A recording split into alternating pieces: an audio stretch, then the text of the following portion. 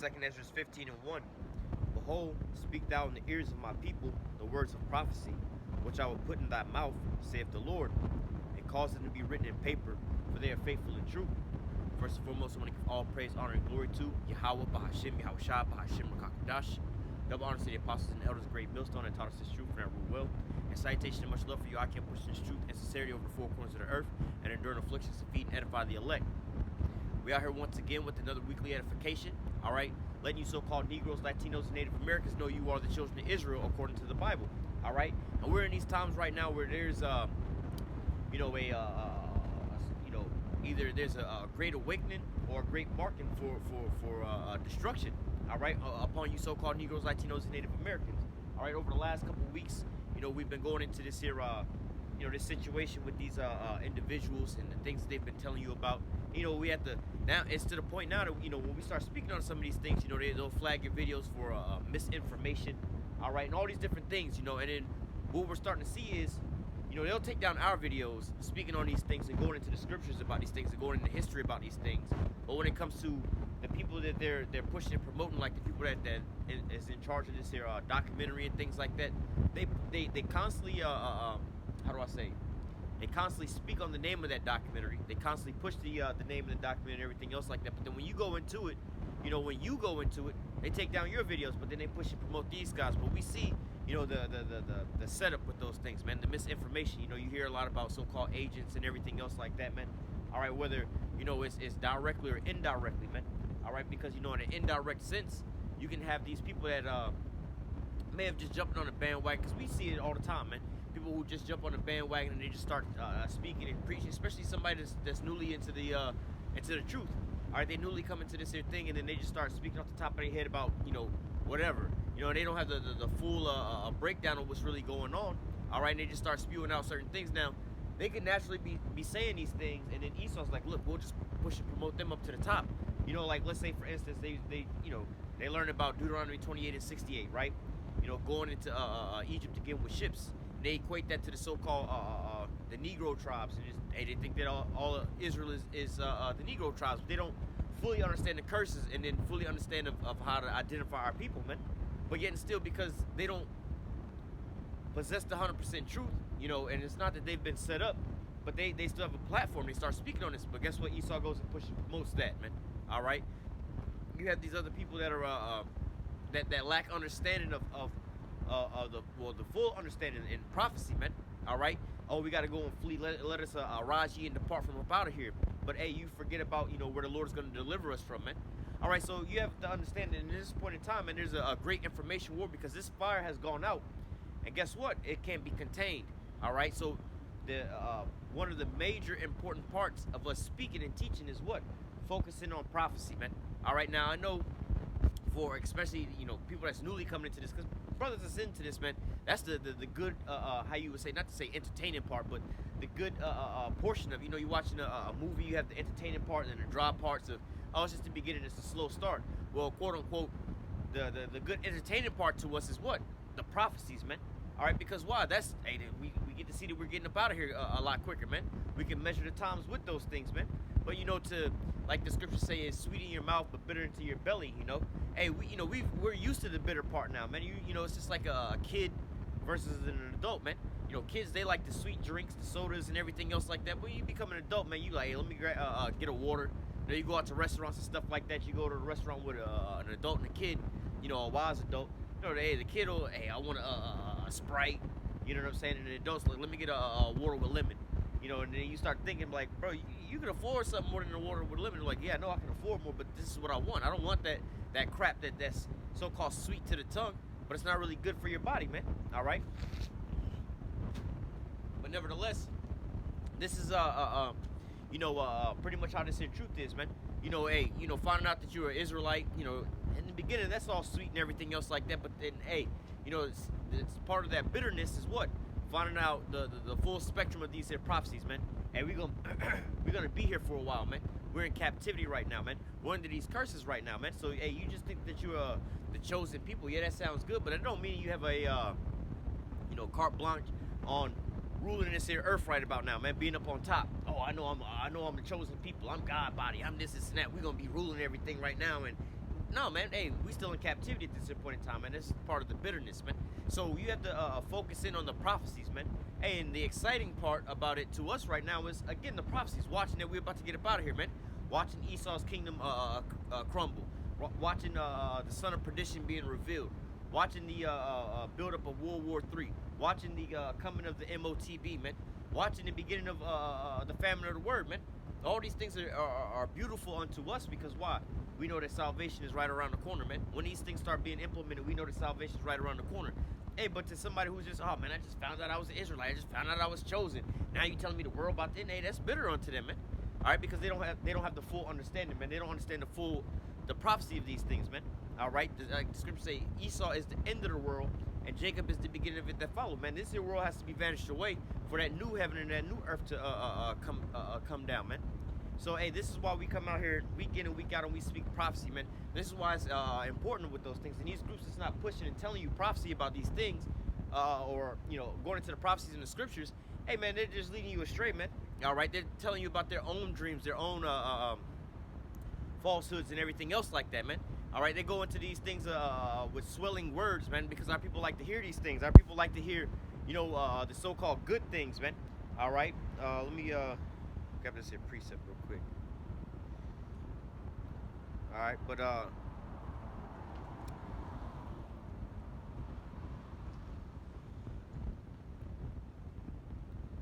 give me 1 second.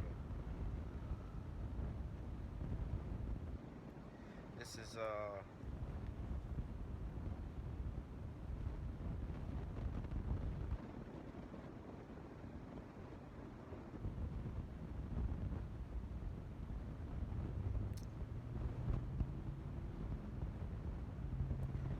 me see.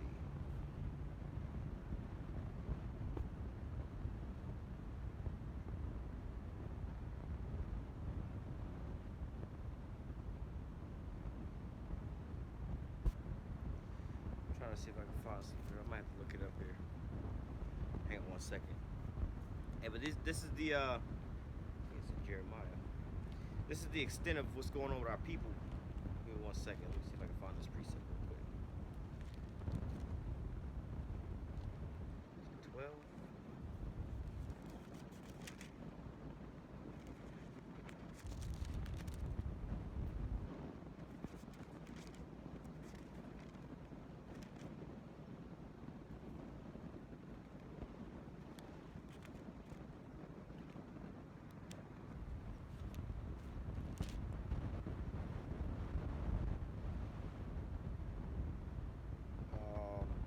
I think this is it. Hang on 1 second.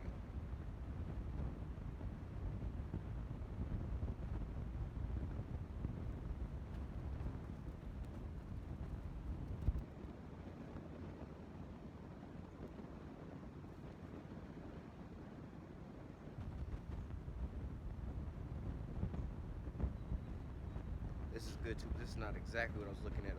But hang on, let me this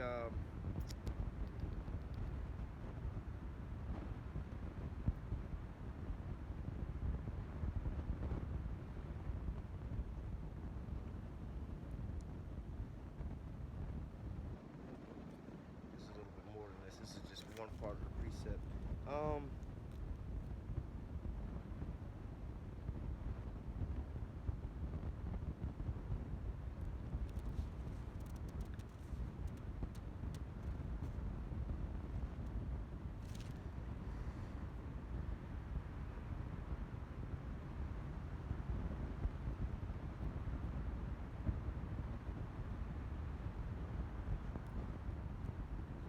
So I can read. Let me just read this, and then I'll look for the precept I'm looking for. But this is Jeremiah 12:10. It says, "Many pastors have destroyed my vineyard.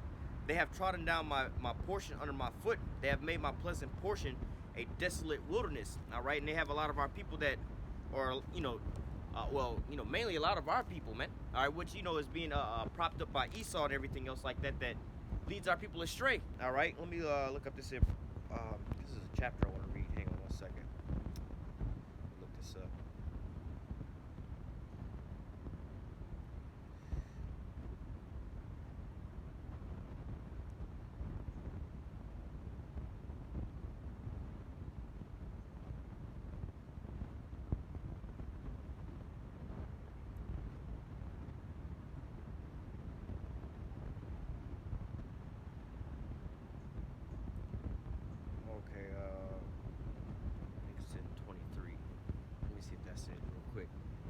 right? Because hey, you have our people that's set up, to lead our people astray, all right.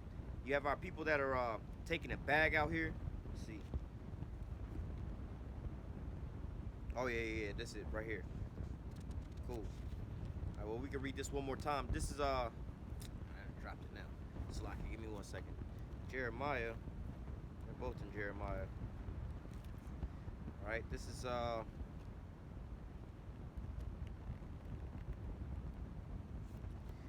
Jeremiah 12:10. It says, many pastors have destroyed my vineyard, and they have trodden down my portion underfoot. They have made my pleasant portion a desolate wilderness. And again, not just speaking on these people in these churches, because hey, we're in a different time right now, man.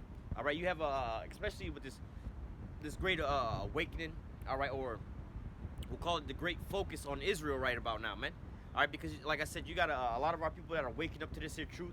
You got a lot of our people that being marked, man. All right, you see a lot of these sellout celebrities and things like that condemning these two brothers out here that's speaking on these things. And hey, we don't know if they've been set up to lead our people astray or not, but nevertheless, hey, all things work together for the good of the Most High, man. Hey, these things are putting a light on the truth, man. All right, and then even with IUIC, and we know how you know what it is with IUIC, but nevertheless, the fact of the matter is that there's eyes on these campuses out here nowadays, man. They had them out there in New York, man. They was out there deep, man. Which, when you think about it in a deeper sense, that ain't all that good of a look, because hey, this further bringing on that persecution on Jake, man. Going out there looking all militant and everything else like that. They're like, oh, see, and they already, they got us labeled as a hate group. They got them, every time they speak about them, they call them, the Southern Poverty Law Center called them a hate group and everything else like that. So, hey, that is what it is. But nevertheless, to the Jakes that's just waking up, they seeing these things. This is some stuff they ain't never seen before, man. All right, and so now it's bringing some type of validity, because a lot of the times people will just walk by them on the highways and the byways and don't think twice about them, man. All right, they had the narrative, oh, those crazy guys that be on the corners and everything else like that. But now it's coming into the forefront. Now these things are coming out, man. All right, but yet and still, hey, again, like I said, when dealing with these groups, man, hey, you should be seeking what? Prophecy, man. All right, because the prophecy is going to let you know a lot of these things, man. Yeah, over there with those guys in the purple and gold, I don't want to use a lot of their names because I don't know what got the video flagged specifically last week. But nevertheless, hey, man, with those guys over there, you have, you know what it is with those guys, man.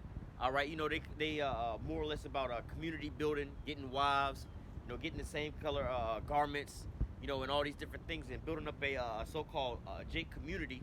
All right, they touch on some prophecies, but the major prophecies they stay away from, man. They tell you, oh, it ain't gonna be no chip. All right, they tell you about no Jacob's trouble. They tell you about all these other things to keep you in that well, let's go to that Isaiah real quick before we get this Jeremiah, because this is like the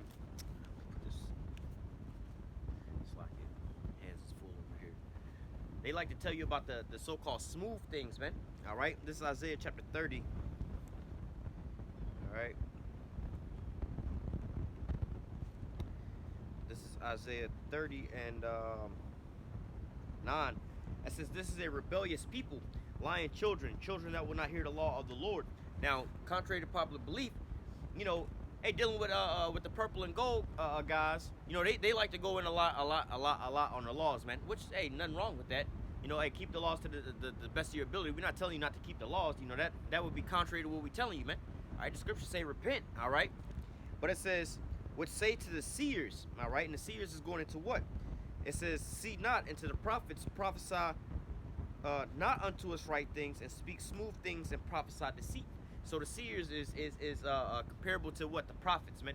Speaking on prophecies, man. So a lot of these people that say, tell us smooth things, prophesy unto us deceit. Tell us everything is going to be all right, man. They don't want to hear about the bitter truth, the harsh reality of what's coming down the pipeline, man. Jacob's trouble, man. All right, the great temptation is coming upon the whole earth, man. They don't want to tell you about these things because, hey, you wouldn't have these people out there in these massive numbers like that, man. All right, this is why when you see, hey, just looking at all the different major camps, the One West camps and everything else like that, man. Hey, man, why do you see, now Great Millstone does have a lot of members, but when you come to the fact of the matter of comparably to IUIC and everything else like that, man, hey, man, because a lot of people, they'll look at it, oh, we don't want the bitter truth, the hardcore truth, the way these guys are speaking, the way this here sounds and everything else like that, man. This is some so-called harsh terms. We don't want to hear it like this, man. We want to hear the smooth things. We can get a wife, we can get multiple wives, we can get all this and that, man. We can have all these different things. And there's nothing wrong with having unity or nothing else like that. But hey, we have a job to do, man. All right? And this job consists of going out to the highways and the byways, teaching and preaching, which they do as well too. But hey, giving them the bitter truth, man. All right? There's a saying that they say you can you attract bees or flies with honey, man. All right, with that sweet stuff, man. Tell us the sweet, smooth things. Don't tell us the bitter truth, man. All right, like when you go take a kid to the doctor or something like that, man. All right, you reel them in with what? That sweet candy. Oh, you want a lollipop? You got them all focused on one side while you poke them in the arm with a needle on the other side, man. And by the time they feel that poke on the other side and they look over and they start crying, you got a lollipop to go off on the other side of them again. All right, with the sweet distraction, man. So this is like what you have going on over there. Hey, they don't realize that it's just a money grab. Not to say just a money grab, not to, because these guys are telling you who you are, but they're not giving you the 100% truth, man. How often do you hear them just constantly going in on prophecy, man? All right, and when you weigh them in a balance, you see what? They're more focused on staying in Babylon, man. All right, building up here in Babylon, man, getting your own little community and everything, becoming a rapper, dropping a mixtape in Babylon, man. And when you look at the apostles and elders of Great Millstone on down, what are they focused on? What? Prophecy, prophecy, prophecy, man. Hey, let's talk about getting up out of here, man. All right, let's rebuke our people so we can get right, so we can get up out of here, man. All right, but yet and still, hey, our people don't see these important parts, man. All right, they want to say prophesy unto us smooth things, prophesy unto us deceits. Tell us everything is gonna be cool here, man. Distract us from the things that's going on here, man. But yet and still, hey, you even have like I said, these other individuals that like you start to see pop up in the forefront nowadays, man. All right, hey man, these people, now granted I ain't been looking for these people for so long, but yet and still I don't see no big super big presence from these people, man. I don't see no super huge presence going on from these people that's putting these documentaries out. There's another guy that's got this little channel. I don't really want to give him too much, but it's talking about Africa and stuff like that. Bringing out certain truths about these people and everything else like that. But then getting still, hey man, what is the agenda that they're pushing off, man? All right, the thing, and then these people get to push the promotion. Their videos get to stay up on YouTube. Especially, one thing I noticed about that other channel is the fact that they can use a lot of other clippings and other videos of other people videos and things like that, or interviews with some of these these little small hats and things like that, man, to expose them. And one of the things I've noticed a long time ago is when you try putting videos up like that, man, they immediately take your videos down, man. All right, like when you have Esau admitting certain things on tape and everything else, like they immediately take these videos down, man. But yet and still, this guy's able to put all these videos up and say all these different things because, hey, they know you catch flies with honey. Oh, this is sounding good. This is sounding good. But what's the in-game selling point to that, man? Let's go move back to Africa, man. It's like another guy that I used to watch. I don't watch so much of him no more because, hey, man, he's fully immersed into just his little selling point, man. What's the AMTV, man? I used to watch that guy a long time ago and everything else like that. He used to bring out some little truths about, a lot of the wickedness that's going on here in Babylon and everything else like that, man. And then he's set on, oh, this place is about to go. This place is about to go. The economic collapse and all these things are about to go and everything. But what is his selling point, man? Buy your Bitcoin right now. Get your Bitcoin rich right now. Get this and that going on right now. But it's like, wait a minute. I thought all this is about to go away. And you over here trying to sell and push and promote Bitcoin. Wait, what the hell is that all about, man? Are you telling us that we should be repenting and the Lord is, he's got a so-called Christian background. Are you telling us that the Lord is about to come back and this is all about to go away, but yet we're going to need Bitcoin in the kingdom of heaven? When you look at these different things, like, what are you really selling us at the end product, man?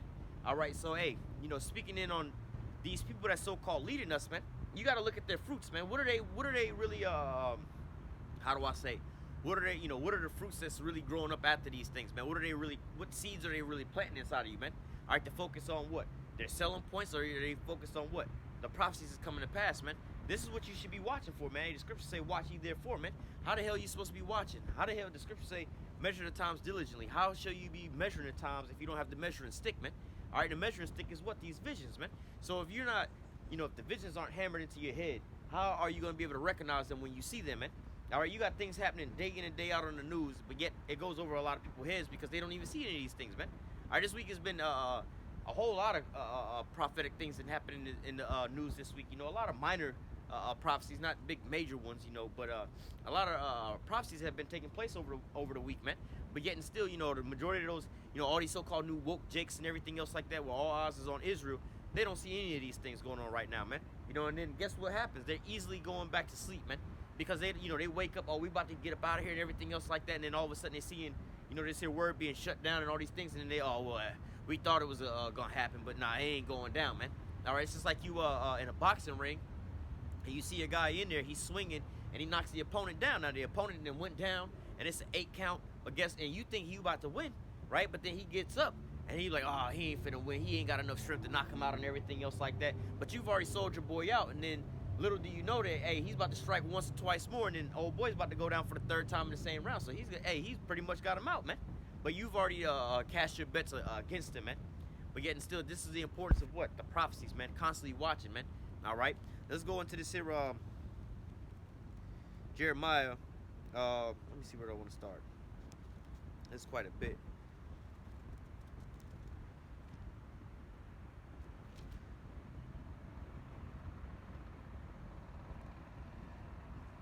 In fact, I probably should start in Ezekiel first and then come over to this. This is and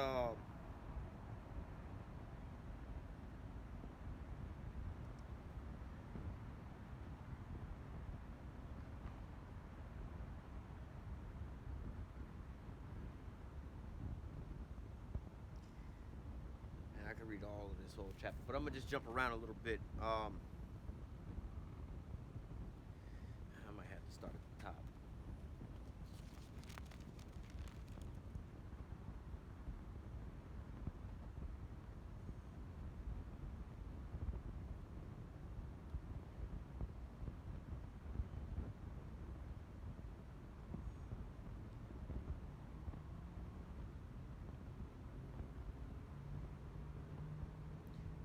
All right, let me just start here. I'm gonna start at 9. I'm gonna jump around because this chapter is kind of full.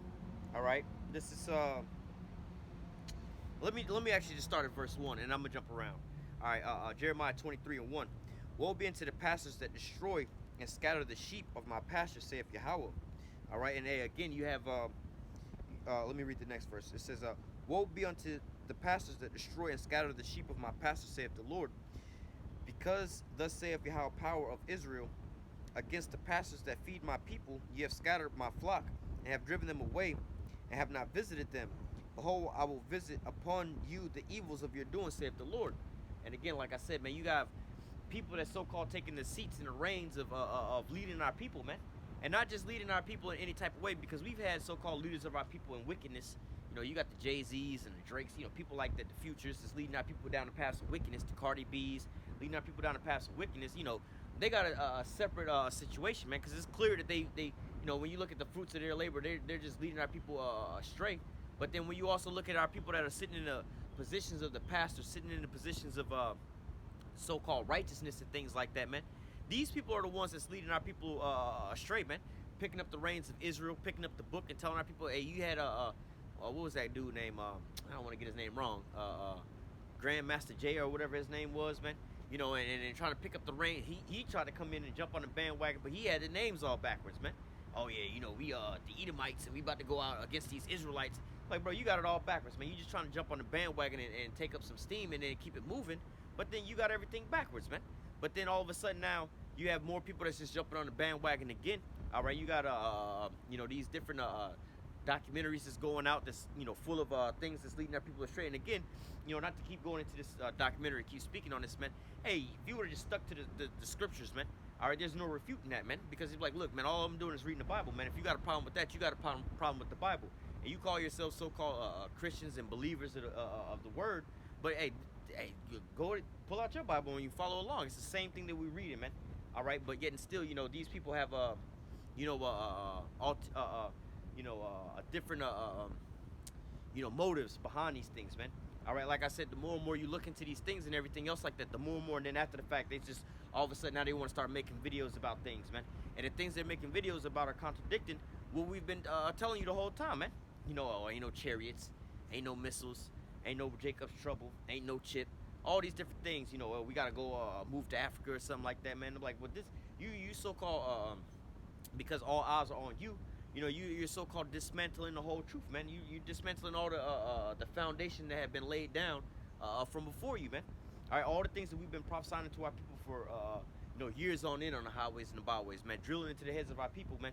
Now all of a sudden you got this big storm that comes over, and then now guess what? Oh, we're gonna pick apart this, we're gonna pick apart that, we're gonna pick apart this, man. Like I said, it's kind of funny how, you know, uh, Kyrie get in trouble over this scenario, but then the dude that put up the video and everything, hey, he's still able to make money up off of this. And guess what? His Amazon account is skyrocketing right now because everybody's over there renting and watching this here documentary. So he's making money off of that. Now he's back on YouTube making more and more videos. So hey, he's making more money off of that as well too, man. All right, so guess what, man? He's making money hand and foot, and not to mention he probably took a bag in the background and everything else like that, man. Hey, push this here, this ideology, push this here stuff. Maybe got somebody else around him that's telling him, feeding him bad information, man. And guess what? He's on that little high because he's got all these eyes that's on him, man. Just like anybody who's not used to having a whole lot of attention and things like that, once they start getting attention, they start feeling themselves, thinking that they're so-called untouchable and everything else like that. Hey, look at how a lot of these rappers start out, man. You know, they go from being nobodies and being all humble and everything to now they going on stage and they got all these people cheering after them and calling out their names and everything. They feel like they untouchable and they this and they that. And then guess what? Before you realize, man, they didn't, oh, I don't need the label, I don't need this, my fame, my talent got me here and everything else like that. Then come to find out, they get X'd out by their label, and then now all of a sudden they're sold out on the block and can't sell a damn a concert ticket, man.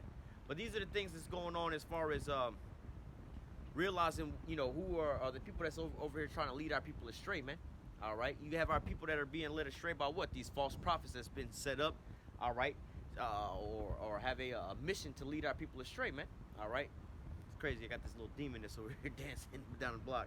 But anyway, it says, "Woe be unto Jeremiah 23:1." It says, "Woe be unto the pastors that destroy and scatter the sheep of my pasture, saith Yahweh. Therefore, thus saith Yahweh, power of Israel, against the pastors that feed my people." All right, and how do you feed the Lord's people, man? All right, you know, well, we can grab it real quick. This is we'll start in verse 2 or chapter 2, Ezekiel chapter 2.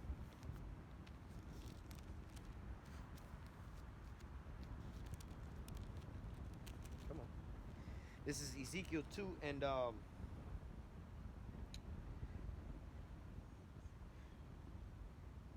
we'll start up at start at 7, 2 and 7. Ezekiel 2 and 7. It says, "And thou shalt speak my words unto them, whether they will hear or whether they will forbear, for they are most rebellious. But thou, son of man, hear what I say unto thee." All right, hear this here word. "Be not rebellious like that rebellious house. Open thy mouth and eat what I give thee." All right, so this is how you're supposed to be feeding them, just like how we was fed, right? It says, "And when I looked, behold, a hand was sent unto me, and lo, a roll of a book was therein. And he spread it before me, and it was written within and without, and there was written therein lamentations, mourning, and woe." Chapter 3. "Moreover, he said unto me, Son of man, eat that thou findest, eat this roll, and go speak unto the house of Israel. So I opened my mouth, and he caused me to eat that roll." All right. "And he said unto me, Son of man, cause thy belly to eat, and fill thy bowels with this roll that I give thee. Then did I eat, and it was in my mouth as honey for sweetness." So as he was eating, all right, what was he eating? He was eating this here roll, all right, and the roll was what? The scriptures, all right. Now he didn't physically just pick up the pages and start eating into them, but it's a metaphor for let's say, for instance, you know, a teacher give you a study guide or something like that. Here, eat this, devour this, ingest this, or digest this. You know, feast on this for a little moment, man.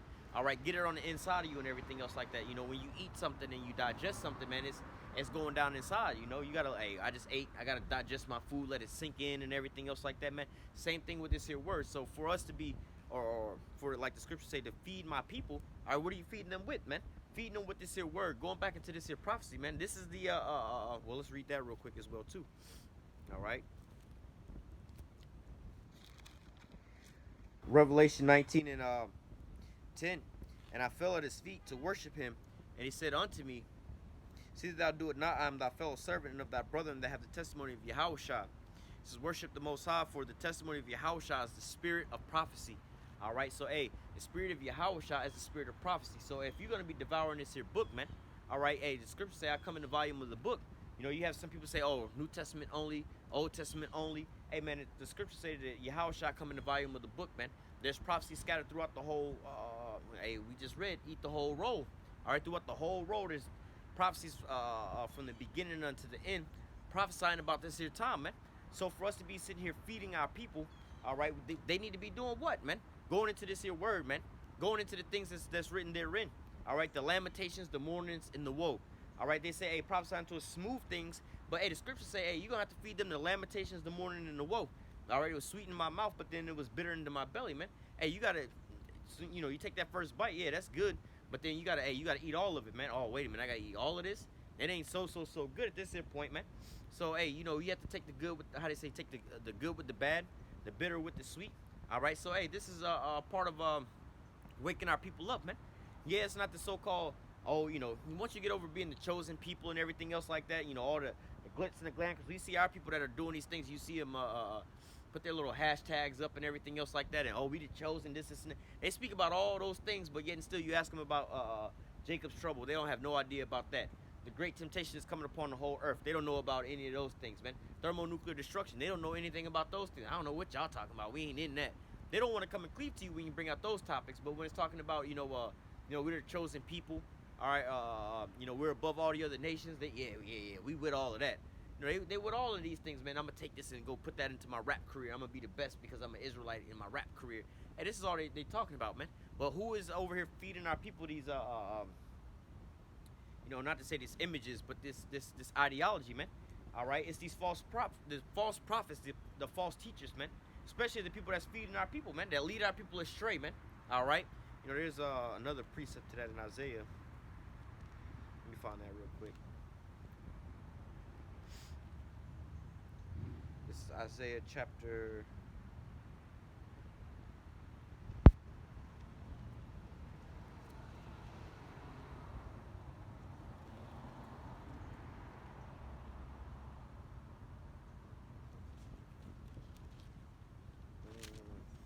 It wasn't right there. Actually, in here twice though.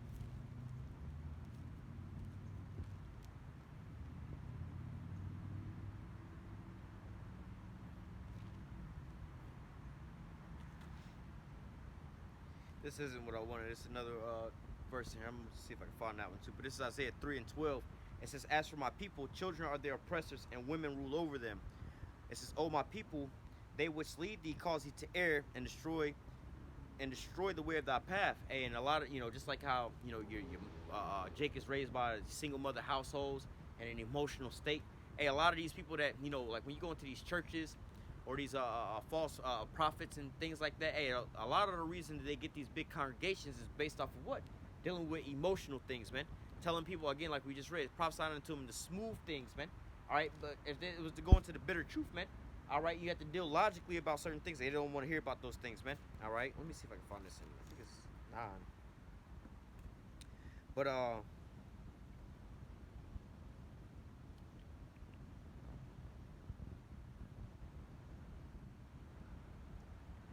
maybe it isn't.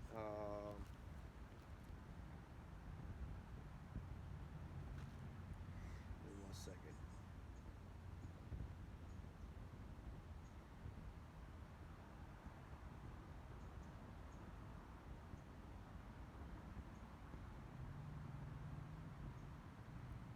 Might have to look that up as well too. But thought it was right here. Let's see.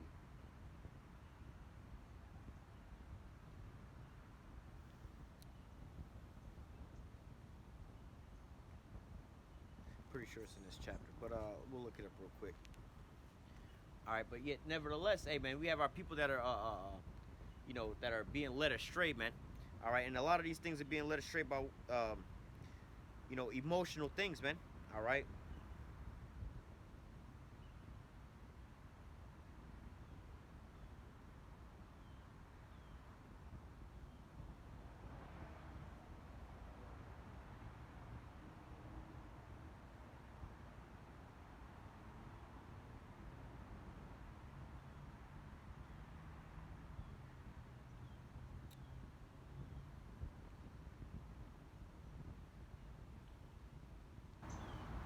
Uh, Maybe I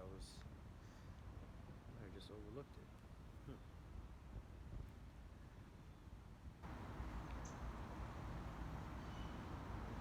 So Isaiah 9 and 16, it says, "For the leaders of this people cause them to err, and they that are led of them are destroyed." All right, going back to what we were reading over here in Jeremiah, it's the same thing, man. All right, the people that are leading them are causing them to err, man. All right, and you know you have our people. All right, hey, like the scripture say, our people have a zeal, but not according to the Most High, man. Not according to knowledge, man. You know, especially Judah, man. Judah, that's pretty much mean you know, like praise the Lord, man. Thank God, man. You see Jake out there, any award Jake get, first and foremost, I want to thank God for this. No matter how often they are, you know what I'm saying? Hey, they have a zeal, but not according to the Most High, man. They don't really understand what they're really into, man. So look, and they like sweet words, man. So anytime you have certain people to tell you know what, we under these things because you know we the Israelites, we the real chosen people, God love us and everything. Hey, that draws our people in. But then when it gets to that bitter truth, man, they're easily led astray because look, you can get the people inside the boat, but can you keep them in the boat, man? Like they have a saying, it's like, you know, women can attract men, but can they keep the man? All right, it's the same way with being led, you know. Hey, they know how to get it, play with your emotions and everything else like that. But then when it comes to the logical things, you know, a woman can sit there and seduce a man and play with his emotions and everything else like that. But then once that man starts sobering up, what they call post-nut clarity and everything else like that, all right, what good is this chick really gonna do for me, man? Logically speaking, what can you really provide for me, man? So, like these people that are being led astray, man, hey, you know, they can get suckered in with the sweet things, but how do you keep them there, man? You have to keep them there with the sweet things, man. Just like, again, with the woman, man. If you attract a man sexually, man, this is how you're going to have to keep that man. All right? You don't have anything else to offer this man, so you can't just switch it up on him like that, man. All right? And if you ever come to that realization, you know what, this ain't even good for me, man. But, hey, you have a lot of the elect that wakes up like that, man. You know, the elect, a lot of the members of the elect woke up to listen to some of these other camps and everything else like that, but then as they were eating, they realized, hey, I'm no longer satisfied with this. I need to grow to something bigger and better, man. Like the scriptures speak about that milk and that meat. They started out with a little bit of milk. Now they got it. I need something a little bit more stronger than this. I need a little something stronger than that, man. All right, I need to get some real fulfillment, man. Because ultimately, this isn't really, how do I say? This isn't quenching my appetite, man. All right, so hey, looking into a lot of these things that's being pushed out by these different people, man. Look at the fruits of what they're telling you, man. All right, cool, calm, soothing things, man. Hey, we gonna move back to Africa, get our own land. Yeah, that sounds good to people who like, look, I want my own land, my own property, start farming, do my own thing. That sounds good to our people like that. But what don't sound good to our people is, look, we gotta have faith in the Lord, man. All right, we right here in the belly of the beast, man. This place is about to get taken out by thermonuclear destruction, man. We have to have faith in the Lord that the Lord is gonna come and deliver us by the chariots of Israel, man. But because that's something that Jake can't see, they don't know how to build. They haven't been built up in faith. All right, they don't really understand these things, man. Nah, man. Look, y'all talking about us being taken up in so-called UFOs and everything else like that and thermonuclear destruction.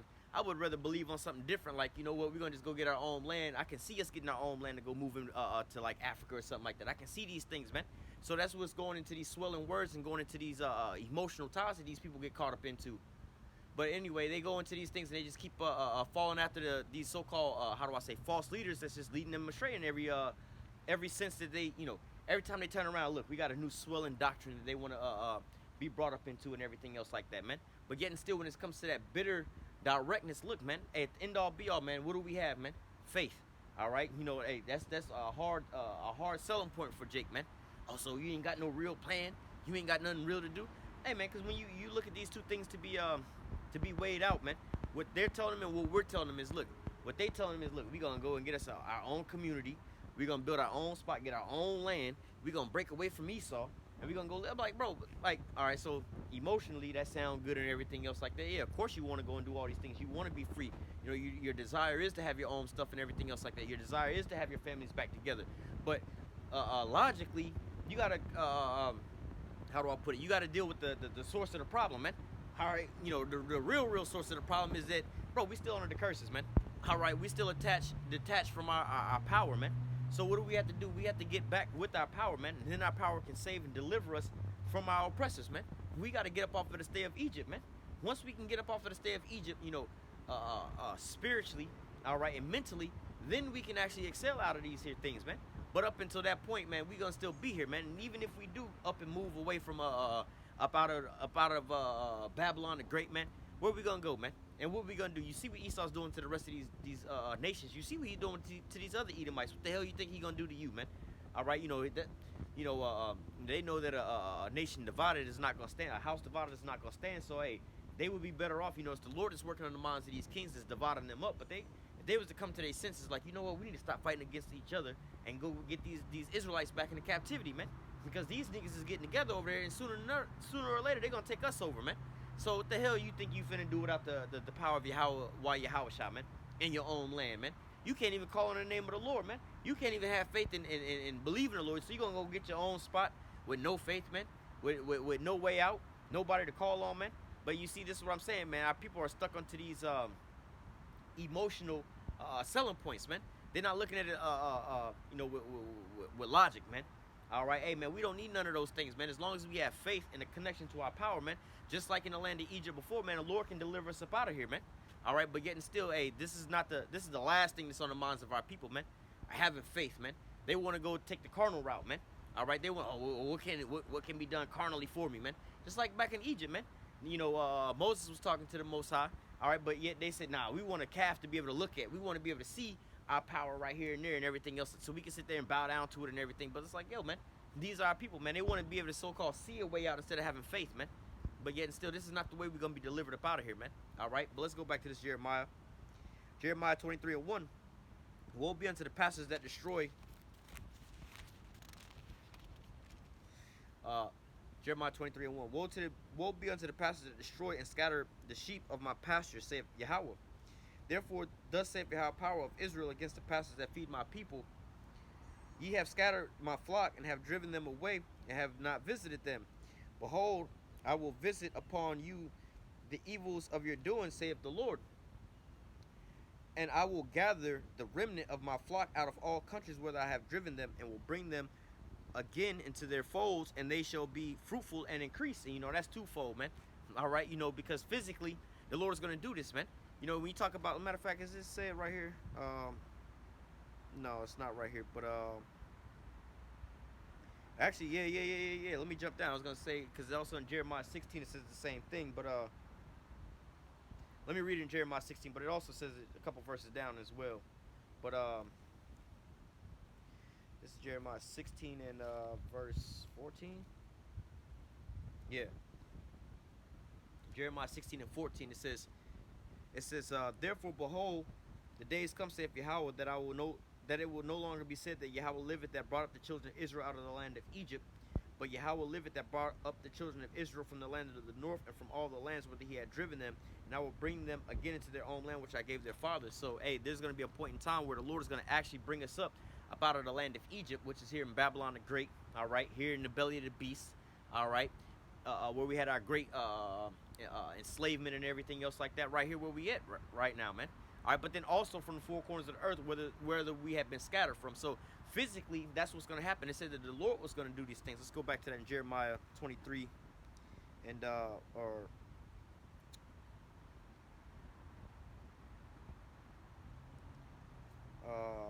don't think I got down there. Well, let me just read. I'm gonna jump over and then we'll go back and read through. But it says, well,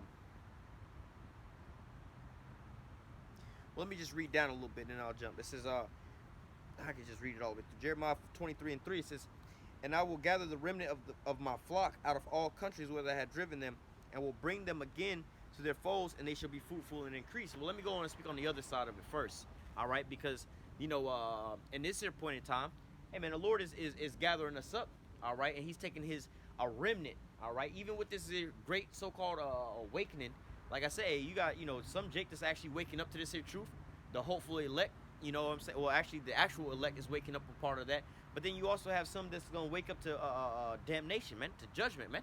So, but it's going to be a remnant out of this whole, you know, it's like you casting a big net into the water, man. You pull up a whole lot of fish, some lawful, some unlawful. And guess what? You take out the lawful fish, and you throw back the unlawful fish, man. And this is what the Lord is doing, but it's going to be a small remnant. So out of that whole net full of fish, right, you got, you know, a remnant that you're going to save, man. You know, hey, man, we might got a 90-10 rule or 80-20 rule, man. 80% of the fish is unlawful, man, or something wrong with them fish, man. We don't even want them type of fish, man. And the other 20%, we're going to keep that. That's the remnant, the remaining of that, man. All right, so, hey, this is what the Lord is going to do. He's going to draw up the remnant of His people, especially in this here so-called awakening time, man. All right, but then physically, all right, you know, hey, Israel as a whole, man. All right, the Lord is only going to take a small remnant comparably to the large number of Israelites that there is. All right, you know, it's going to be a great number, But in comparison, because Jake is like the scripture says, is of the sand of the sea. All right, Jake inhabit is the majority of the planet Earth. It's funny how they like to call us the minority, but Jake has always been the majority, man. Even you go look back into the day that Jake got over here, man. All right, look on the slave ships, man. You see the signs and the posters of the slave ships. You see how many Jakes was on that damn boat. Now, you tell me, was there more Edomites on the boat, or was there more Jakes that was on the boat, man? All right, on these plantations, were there more Jakes on the boat, or were there more Edomites, or were there more Jakes on a plantation, or was there more Edomites on a plantation, man? All right, it's just like you go into a factory or a warehouse today, man. All right, are there more so-called ground level employees, or are there more how you call them, managers and supervisors on the job site, man? So, hey, man, Jake has always been the majority of this here place, man. All right, yeah, because they say we're the sand of the sea, and that's just the Jakes that look like Jakes, man. Because you got Jakes that don't even look like Jakes. This out here, this Jakes, man. All right. Especially down here in the South, you have a lot of these Jakes that's when certain things was going on. Hey, man, you had a lot of these southern Southern Kingdom Jakes that was out here impregnating these Edomites, man. All right, bearing Israelites, man. Same with a lot of these Northern Kingdom Jakes that just look like that they Edomites to begin with, man. All right, you can go to a lot of these so-called Spanish countries and things like that, and you walking around thinking that you talking to some damn Edomites, and then they open up their mouth, they don't speak a damn lick of English. Not saying that just because they speak Spanish or something like that that they're Jakes or anything else like that, but like they just look like that they damn Edomites, but they're not Edomites to begin with, man. All right, they got the same damn spirit. The spirit bears witness with our spirit that we're the children of Israel, man. Just like how you got some Jakes that look, or how you have some Edomites that look like that they Jakes, man. All right, they got all the some of the not all of them, but some of the features of Jakes, but yet and still you see them Lauren London, T and Tamara, people like that. You see them, and then all of a sudden you find out, oh, these is Edomites, man. All right, but nevertheless, hey, hey, the Lord is going to gather up his elect, man. All right, it's going to be a remnant, man. All right. But it says, and I will set up, verse 4, and I will set up shepherds over them, which shall feed them, and they shall fear no more, nor be dismayed, neither shall they be lacking, saith the Lord. Behold, the days come, saith Yahweh, that I will raise up David a righteous branch, and a king shall reign and prosper, and shall execute judgment and justice in the earth. And ultimately, that's when Yahweh shall come back, man. All right, and take the crowns off the heads of these kings, man. This is what we waiting on, man. And, this is another thing that you have these folks that's so-called leading our people, man. I hear a lot of these different people and their different talking points, and there's this one goddamn scumbag, what I'm saying, that I be hearing about. Well, I know, I hear him all the time talking about these certain things, and then he got, he's in a position of leading our people, all right, where people listen to what he's got going on, and they hold him in a high standard, even though he be talking a whole lot of wickedness and foolishness and things like that.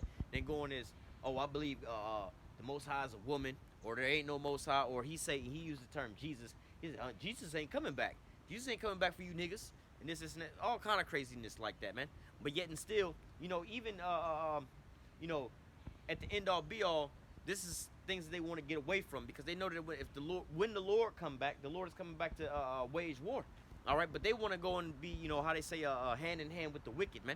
Oh, if Esau can't go in the kingdom, I don't want to go in the kingdom. Y'all just perpetrating the same hate that they pushed out on us, man. But yet and still, whenever Esau be getting off on Jake, man, now all of a sudden you got a different talking point, man. Now all of a sudden, man, see, they got all these different things that's going on to us. And I'm telling y'all, when they gonna stop this hate, they don't, and they push out certain narratives as if they so-called, I'm gonna use the term pro-black, like they're pro for us and everything else like that, because he don't claim to be an Israelite, and when it comes to the Israelite topic, oh, y'all can't be talking like them, that's the same hate groups and everything else. He got these back and forth talking points, and that's on camera, man, but because behind camera, hey, man, this is the same shit that you actually be into, man. Not to say that you into, but, you subscribe to these certain things, man. All right, but yet and still, hey, speaking forth, what's his man name? Farrakhan. All right, hey, man, Farrakhan trying to push the same thing that we pushing nowadays, man. Because he realized that he can't, keep people into that Islam type stuff, man. It's pretty much, that's why, when you look at the Nation of Islam is actually different from actual Islam. You know what I'm saying? It's like, well, wait a minute. The Nation of Islam is basically for just black people, quote unquote black people, right? And then what are they always into, man? They always into reading the Bible, man. Are they always going back and forth into the Bible? Now you got Farrakhan telling, his people, and I don't know if he cleaned it up yet or not, but he was going back and forth talking about some basically had it backwards as well, talking about some, we are or Jacob, Edomites was Israel basically. He had the names kind of backwards. This was a while back. I ain't really heard him talking on it except for recently with the Kanye situation. But nevertheless, hey, back then he had it kind of backwards, man. All right, but yet and still, knowing who the enemy is, he has that part correct, man. Going hard on these little small hats, man. He got that part correct and everything else like that. But yet and still, hey, man, the other guy that I'm talking about subscribes to this guy. So I mean, what the hell is your talking point? But you are these people that we're reading about that's leading our people astray, man. You don't want your house shot to come back because why? Hey, you being propped up by these people, man. And if he come back, he gonna go to war with these people, man. Just like when that time when they was building those temples to Diana, it was like, nah, man, he fucking up the money out here, man. We getting money out here, man. Yeah, we know this is wrong, but hey, it's putting money in our pockets right now, man. You about to come fuck all that up for us, man. Getting still, hey, you got a lot of our people. You seen it right now with a lot of these sport figureheads and everything else like that. That's speaking out, talking down on these people, man. I was watching this other video the other day, which was it was a channel I used to watch a long time ago. And they were speaking about this here thing, and one of the things that he said, because he's so-called pro-black and everything else like that, but one of the things that he was saying was like, hey, man, whether you believe in their religion or religious ideologies and everything, talking about IUIC them out there marching and stuff, talking about whether you believe in their ideology or not, this is what's really bringing it power. They hate seeing Jake being on one accord, and he brought up a good point. This is why can't be 100% mad with IUICA, because hey, in a sense, again, milk to meat, showing our people certain things, man. Hey, unity, man. All right, our people are on one accord with something now, and then ultimately, pushing out this vibration on something righteous. All right. So like, instead of something wickedness, man. All right, they're not all banding together like in the name of hip hop, a mixtape or nothing like that, banding together over a dead rapper or nothing like that. Nah, man. And they banding together, and those brothers is out there at least holding Bibles, man. Bring you at least planting seeds on who you are in the scriptures, man. All right, because hey, that could bring you into hey, I was listening to them early off as well. All right, but yet and still, this starts the stirring of your pure mind at least, man. All right, but yet and still, hey, man, this guy was out there, or this guy that was on the video was speaking on his things. Like, hey, man, they all on one accord, man. They're in unity. This is what Esau is actually fearing, man. That Esau's actually fearing this because, look, they're not covering this, man. And then when they do cover, they say, Kyrie got about 10, or what do you say, about 100 people outside protesting for him and everything else like that. And this is now when it was, the video shows it was well over 100 people, well over 100 brothers that was out there marching, man. All right, but yet and still, it's like this is what they're in fear of, man. But it's not really that they're in fear. The fear is, let's read it real quick, and we'll get back to that. But hey, on the flip side, the cardinal side is, hey, we don't need, Jake out there marching like that, man, because at the same time, that gives that falls right into Esau's hand. Oh, look, they over here building up a militia, a military, and they told you they was a hate group, and look, they about to have a civil war and riots and everything, and we got to bring them down, man. So, it's a two-edged sword over here dealing with IUIC. Yeah, it's a good thing that, they out in the forefront and things like that to bring visibility to our people, to at least plant that seed for our people to so-called wake up.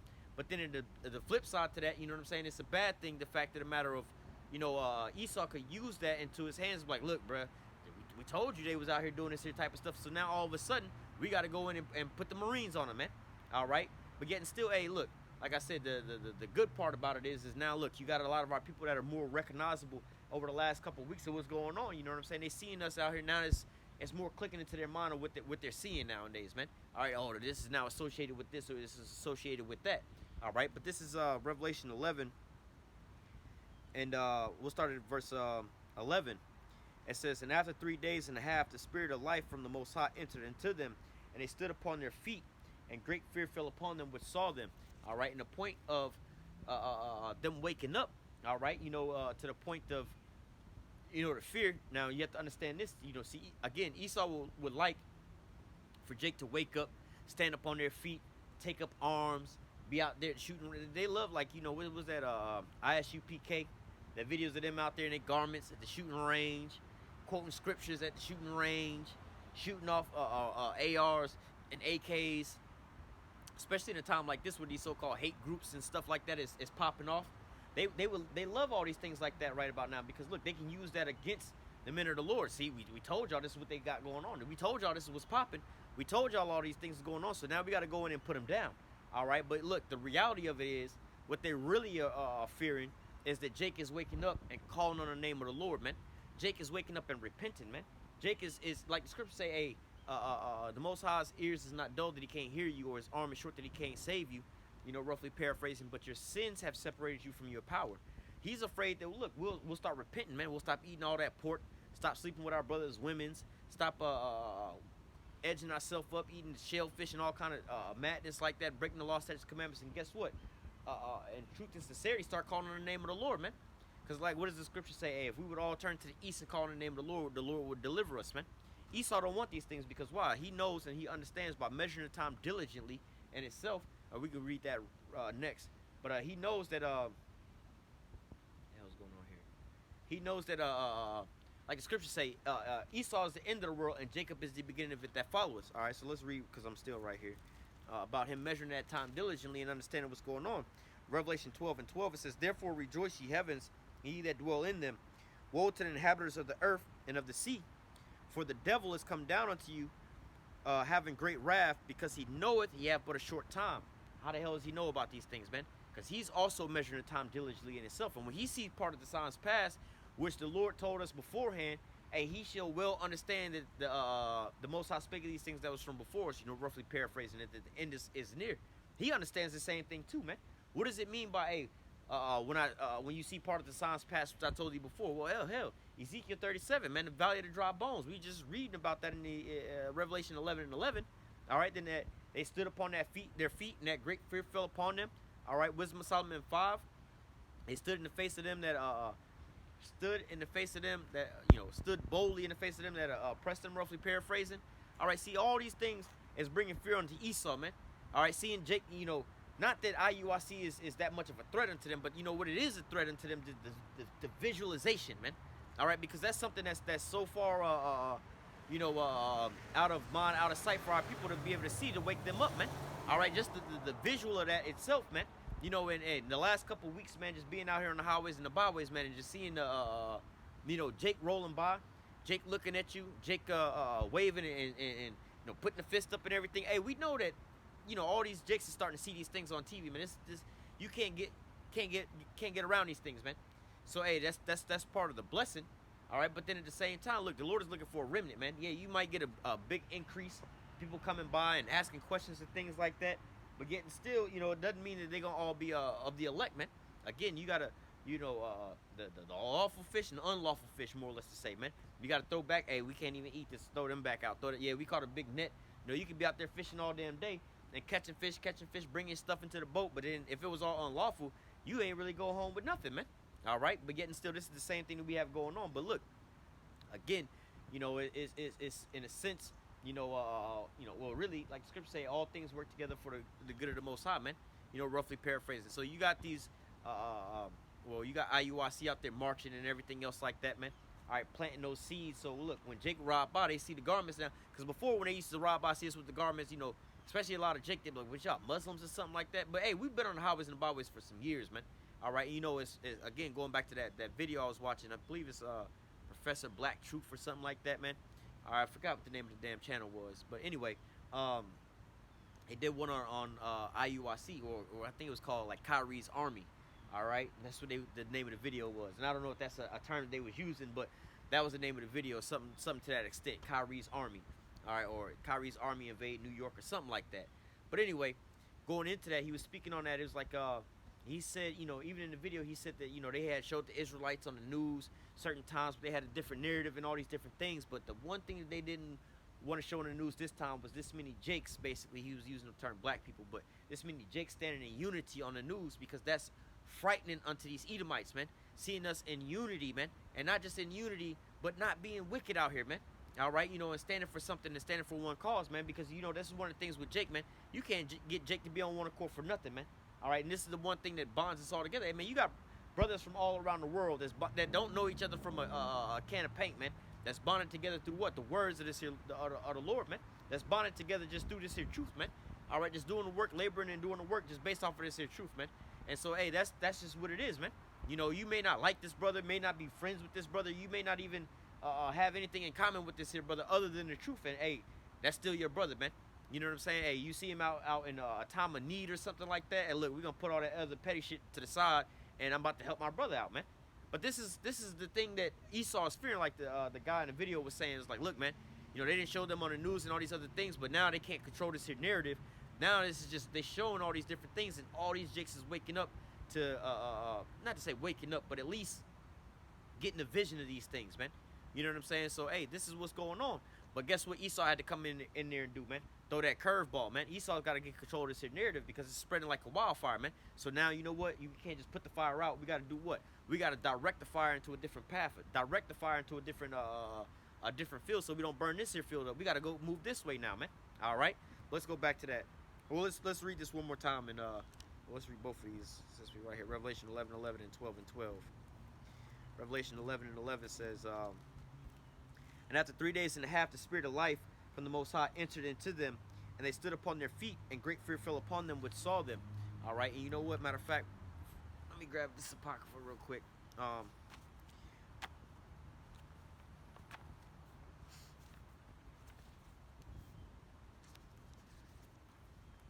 And I can speak for this the IUIC situation, man, because I got relatives now that you know what I'm saying, that now they know and understand what I've been teaching and telling them about, you know, over the last years, and just seeing a transformation in me in my life and everything else like that. So they understand that something is different about me. They understand that you know, me going into the Bible and telling them about a lot of these things is funny because, you know, I remember sometimes telling them about the UFOs, the chariots and everything else.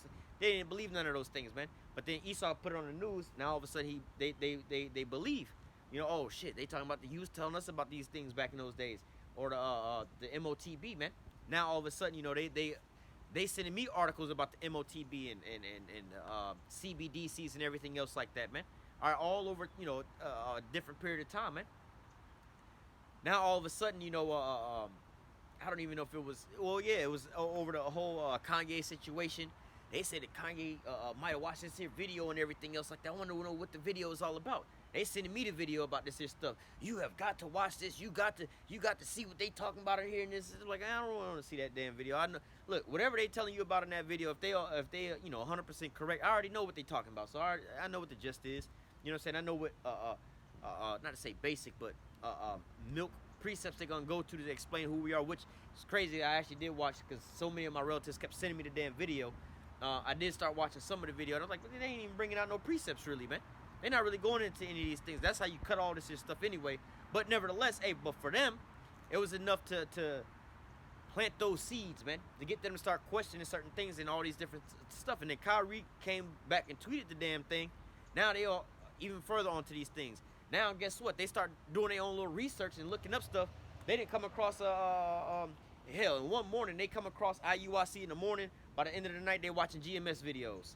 You know what I'm saying? So, hey, it's all in the Lord's will, man. So, not you know, we do get on these guys a whole lot, but that's going into, you know, some of the things. We know the difference between, you know, what we teach and what they teach, man. All right, but yet and still, but for a new babe, hey, man, go ahead, get your grub on, man. Because, yeah, they're going to teach you the foundations of these things and everything else like that. But when it comes to these deeper things, when you start asking deeper questions, it's time for you to graduate up off of that milk and get into this here meat, man. All right, let's talk about the MOTB, man. Let's talk about the names of the Most High and His Son, man. Let's talk about whether we're going to be sitting here doubling down in Babylon, or are we going to, you know, or how do you say, the flea doctrine, or are we going to have faith in the Lord to come and deliver us, man? All right, let's talk about these types of things, man. But yet and still, when it comes to this quote unquote baby food, you know what I'm saying? You know, the Lord was a so-called man of color. You know what I'm saying? You know, Jake or the people in the scriptures were so-called, you know, people of color, these so-called Negroes, Latinos, and Native Americans. Yeah, you can get the foundations from them like that. They're gonna tell you the truth about that. You know what I'm saying? But yet and still, hey, man, can't be mad at them over these things, man. The Lord, you know, think about how you got into the truth. Did you just ultimately just come in watching GMS? Now, some brothers did. You know, first thing that they saw was GMS, and that's all that they stuck with, man. Some brothers came in, you know, watching GMS. I did. Watching the first videos I seen was the apostles in them, but that was too much for me to handle at one point in time. But I was still curious about what was going on. Started watching IUIC, man. and then graduated from IUIC to ISUPK, from ISUPK on the GMS. It's like, all right, well, you know, because hey, GMS, they was the one saying the name, man. All right, that was the thing that got me to get up to that level. It was like, man, wait a minute, they over here saying, you know, IUIC, Most High in Christ, and I was like, yeah. I understand I'm an Israelite now, and the garments and everything, but then you get over all that, the lavish look and everything else like that, man. And then you ISUPK talking about some, you know, talking about more of what they were saying, black man, or something, they were saying something like that. You know what I'm saying? And more going in, they were more or less going into Esau, man. Because ISUPK or IUIC wasn't really going on the Esau like how ISUPK was, man. Like, yeah, man, hey, man, these damn Edomites and the things they done unto us, man. All right, they was going more into that. But guess what? GMS was dropping that name. I kept watching the beginning of these videos and be like, hold on, what was the name what was that name they just said? What was that name that they said? And then, hey, from there it was a wrap, man. All right, so hey, man, you know, however you come in, hey, the Lord is the one that's gonna bring you in, and how He brings you in is up to Him. All right, so again, going back into, you know, our people seeing these things and waking up to them, hey, that may be the process that the Lord have, man. But again, you know, hey, you can't do nothing against the Lord, because again, we know that this is controlled opposition is what they try doing, man. They try to control the narrative, man. You know, because hey, we've been out on the highways and byways for years, man. Hey, the apostles been out here for decades, man. All right, and then really the leaders of these other camps, you know, they go back to one was Nate and all them. You know what I'm saying? Hey, you know, it's funny because the person, one of my relatives that found out about IS or what is it, IUIC, you know, they found out about them. Then they found out about Nate, you know, because you know how they be advertising and posting up all that stuff about them. And this and that, like, oh, you know about this Bishop Nathaniel and this? Yeah, I know who he is. You know what I'm saying? He actually go back from way back when. You know what I'm saying? Hey, he did a video some years back breaking down the name of the Lord. But see, this is the problem that, you know what I'm saying, they don't speak about the name of the Lord nowadays, man. They say the Most High in Christ. You know, but again, the person I'm talking to start throwing this here stuff back. They didn't understand what was really the difference in all this, because they just found out about this, you know, a couple days in. You know what I'm saying? But hey, it's a thing. It's a beautiful thing now that what, you know, you having these things. Hey, the Lord is using these people for. He can use them for whatever He want to use them for. Just like how the scriptures say the Lord is working on the minds of the kings, or He directs the minds of the kings and everything else like that. And we bring that out talking about these Edomites, but how much more the leaders of our people, man? Hey, He can have some people that's set up to lead our people astray, but in that same sense, hey, He also catches some of the righteous with that as well too, man. All right, having our people that's like, you know what, I'm use this here, even though that they, you know, not telling our people the whole truth, but they got those big numbers, the garments and everything, because that's one of the big eye catchers about them, man. The garments and how many of them it is, you know. Hey, again, you know, that's what catch a lot of people's eyes, man, especially coming up out of the world. You like into that uniformity and everything else like that, because you see, hey, like the brothers Great Millstone, man, they got the rough garments on and everything else like that, you know. And people's eyes and minds, especially coming out the world, hey, y'all some bums out there, man. Y'all ain't even swagged out like how we swagged out. But when you get further into this, man, you realize it's not about the outward garments, it's about the inward garments, man. Yeah, outwardly, IUIC, they got the nice garments, but inwardly, man, they garments is fucked up out there, man. They not creased up, man. They not matching and everything else like that on the inside, man. But hey, look at the men of Great Millstone, man. You know, the garments might be all, how you say, ragtag and everything else like that. But them inward garments is creased up, man. Double starched, man. Telling you the names, telling you the prophecies, telling you all these different things, man. Hey, man, hey, we done had these bitches dry clean, man. You know what I'm saying? They got the that 1,000 thread count on there. Hey, man, it's the business out here, man. You know what I'm saying? You got the little fur on the inside and everything else like that, man. So, hey, man, it's comfortable on the inside, but durable on the outside, man. It's through and through. All right, but yet and still, you have to have the spiritual eye to be able to see those things, man.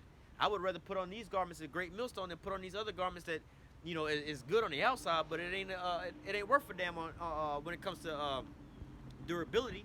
All right, it can't withstand any of these things. Yeah, it look good, but it's not really worth all of that, man. All right, but yet and still, hey, it's like putting on a so-called fashionable raincoat that ain't so good with keeping you dry, man. Yeah, it look nice, but then when it's time to actually use it to what you need it for, hey, man, your ass out there soaking wet, man. What good is having this if it's not going to serve the purpose that it needs, man?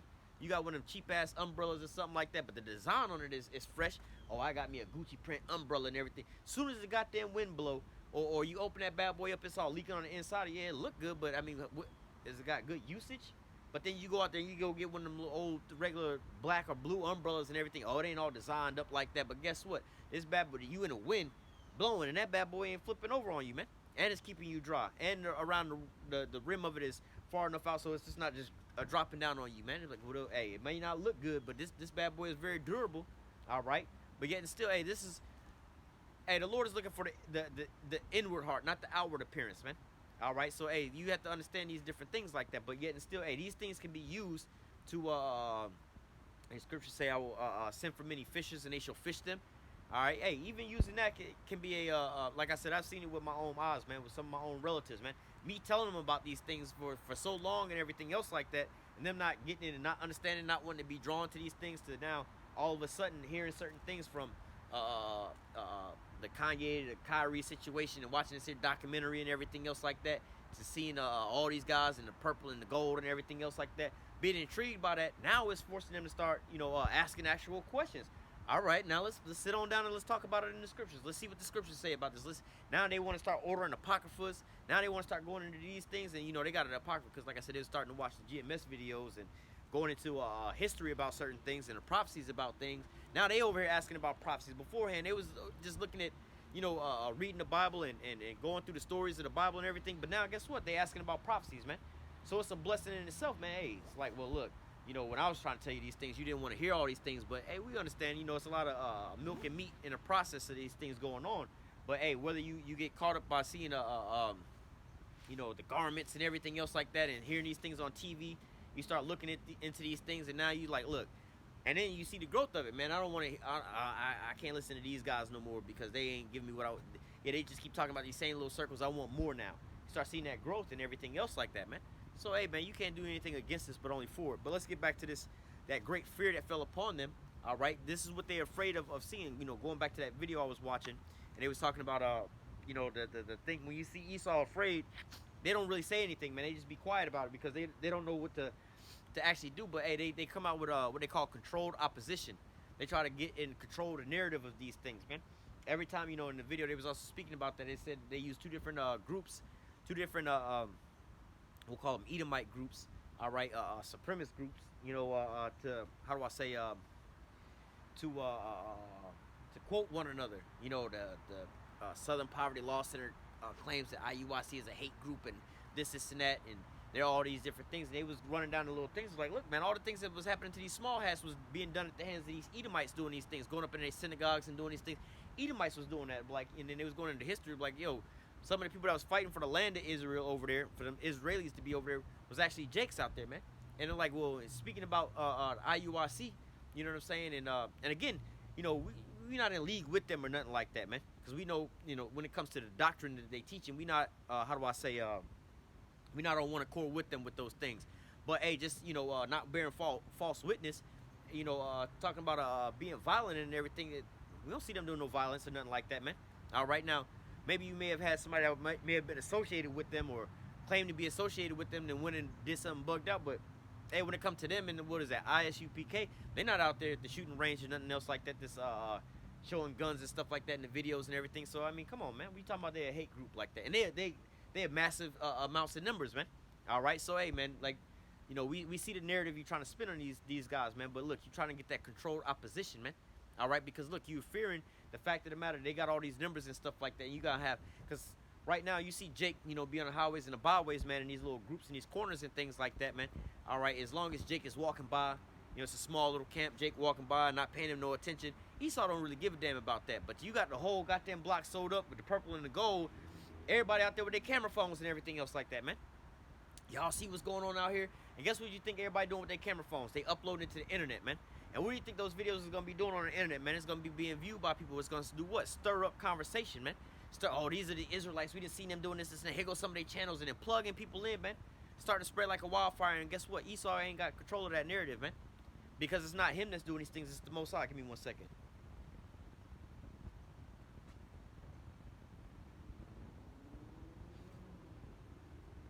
Ultimately, it's the Most High that's controlling this here narrative, man. You can't stop these things, man. You may want to push out one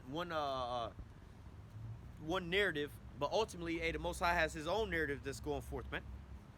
The Most High has His own agenda going forth of what the perception of these things is gonna be. So, like, hey, like I said, man, it's in a sense, we can be upset about it because we know, like, look, man, it's gonna bring into that great persecution, like the scriptures say, you're gonna be hated of all men for my name's sake.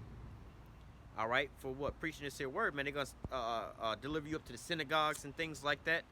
All right, pushing off this like the scripture say, you're gonna be hated for my name's sake, for this here scripture, right? For teaching these things. But ultimately, hey, we know that I'm gonna grab this other precept before I grab that real quick. Hang on.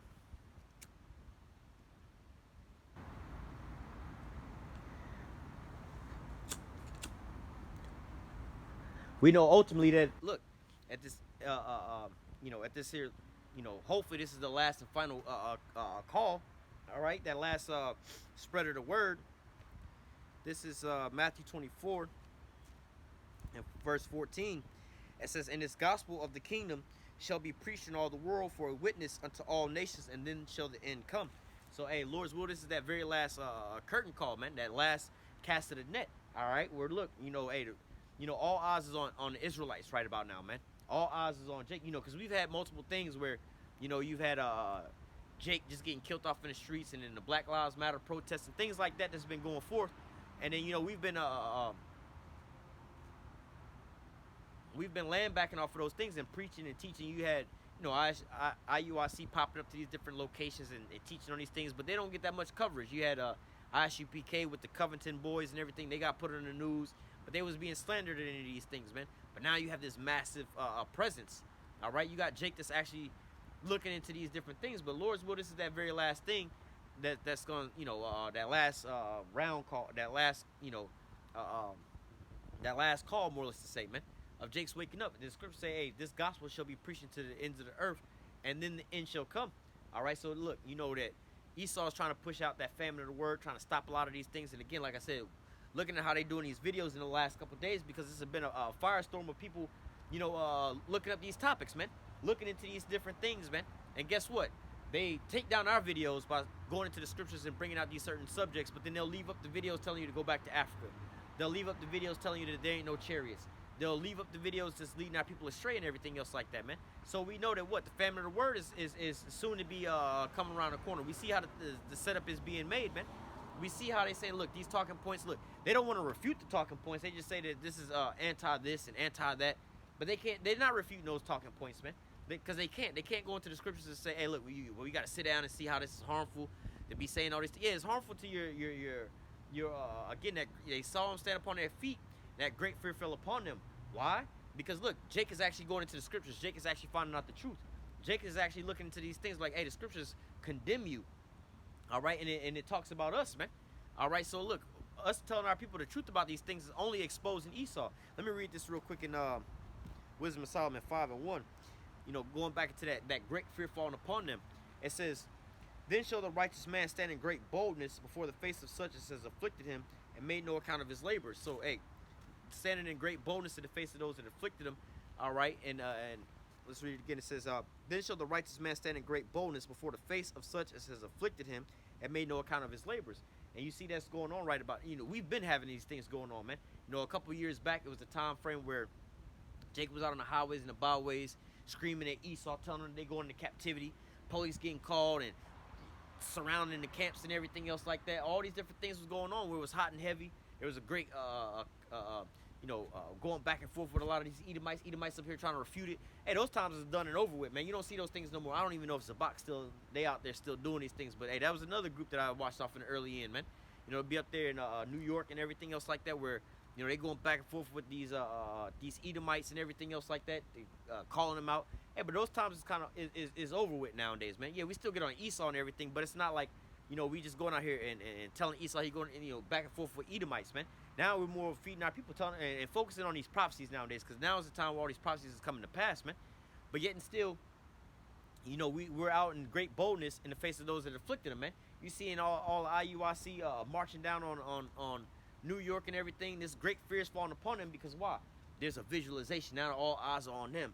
Now they're gonna start inquiring about these things, man. Just like how beforehand we've had videos that's telling you the truth that's been on the internet, right, for a long time, talking about the MOTB, talking about all these different things that's going on. And it hadn't been a problem talking. Let's just speak on the MOTB. There hadn't been a problem talking about the MOTB until what? The pandemic came, and then people had something to kind of compare it to, like, oh shit, the things that they was talking about It's actually talking about this. Actually, is not to say it's talking. How do I say? This is looking like, the same thing. Is kind of, these two things are looking the same. Talking about not being able to buy or sell, say if he either have the mark, all right, in his right hand or in his forehead. Now you had a scenario where you wouldn't being able to go inside any of these stores or inside your own apartment buildings unless you had something like this. You know what I'm saying? So people was putting two and two together, like, oh shit, maybe their agenda was like that. So guess what? Now this is why we have to say things like the MOTB, all right, instead of just going out and speaking on like the mark of the beast and going into those things, because hey, they're more likely to take down your damn videos and your channels and stuff like that. But you know what I'm saying? And they got the new words nowadays. You can't speak on certain things apparently because hey, this is inciting. We're not even gonna say all that. But anyway, we've seen it all, man. All right, but this only becomes a danger when it's hot and heavy in the news, because again, all of our talking points that we've been speaking on today, as it's been the same thing we've been speaking on in the beginning. But now that, like the scriptures say, let's go ahead and grab one of my favorite precepts that come out all the time. Page ripped from reading it so much. Habakkuk 2:3. It says, "For the vision is yet for an appointed time, but at the end it shall speak and not lie. Though it tarry, wait for it, because it will surely come. It will not tarry." All right, and talking about this here, this vision coming, man. All right, now it's being fulfilled and everything else like that. Now it's time. Look, we can't have them talking about this no more, because these things is coming to pass, man. Like, let's just say hypothetically, we still on the highways and the byways preaching. All right, when the chariots start showing up and more, and they can't conceal it. Even now they've got the chariots on. They released the documents about the chariots and things like that. Hey, let's just say hypothetically we still on the highways and the byways. When the chariots start pulling up and being stationed out and about and just hovering over, man, it's like you wake up and then go to sleep and the chariots are still there. You know what I'm saying? Where the people is just kind of getting used to them being out there. It's not like a initial shock and awe of them. It's like, damn, they still out there, man. Now, if we out on the highways and the byways still preaching at that point in time, man, hey, 9 times out of 10, Esau gonna be cutting those videos too, man. Y'all can't speak about these things. Y'all can't talk about these things because so on and so forth, man. Because y'all giving an explanation to these things, man. Just like when they fully implement the MOTB, guess what we're not going to be able to talk about no more, man. All right, you already see it now where we can't talk about these things and say, oh, you're conflating this with the tequila shot, all right, with the CBDCs and things like that, man. Hey, you can't talk about these things because, it's that vision is yet for an appointed time, but now it's starting to speak and not lie, all right? You can see it happening, man. These things, you can't talk about these things nowadays, man. So just the same way how we've been out here on the highways and the byways speaking and teaching about these things, telling Jake to wake up. Now this is the controversy of Zion is hot in the oven right about now, man. All right, this is something that's being widely talked about right about now, man. Before, we just sounded like some cringe conspiracy theorists, some crazy guys who was out on the highways and the byways, and most people saw us as, oh, it's just a group of 4 or 5 guys that believe that, Now they're seeing thousands and thousands, if not hundreds of thousands of them speaking on the same thing, speaking on the same accord, and not just in your neighborhood around the corner down in your downtown area, but in every city, every state, in different countries and everything, man. So now they started saying, oh, wait a minute, there's something more than, I thought these were just some crazy dudes downtown in my neighborhood where that was preaching. It's them 4 guys that be down there on the block that we see all the time. Nah, they everywhere, man. And they in massive numbers and everything else like that. Let me tune in and see what they talking about, because I'm seeing them everywhere, man. I can't even turn on the news, the internet, the news, Sports Center. I can't turn nothing on without seeing these guys everywhere, man. What the hell is these guys talking about, man? So now, the vision is starting to speak, and now what? Esau, that great fear is falling upon them, man. All right, because why? Going back to that Revelation 11:11. All right, it says, and after 3 days and a half, the spirit of life from the Most High entered into them, and they stood upon their feet, and great fear fell upon them. All right, you know that Ezekiel 37, the valley of the dry bones. All right, let me read one precept out of that real quick. Ezekiel 37 in verse 17 actually. Well, let me read 10 and then jump down.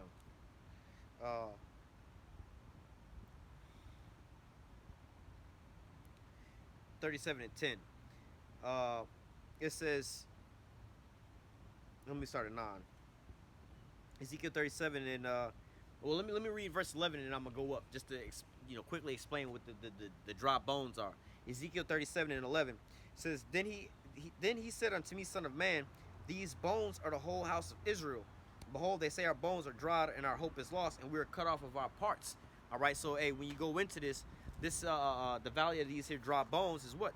The whole house of Israel. All right, you so-called Negroes, Latinos, and Native Americans. Give me 1 second. Let me get a drink.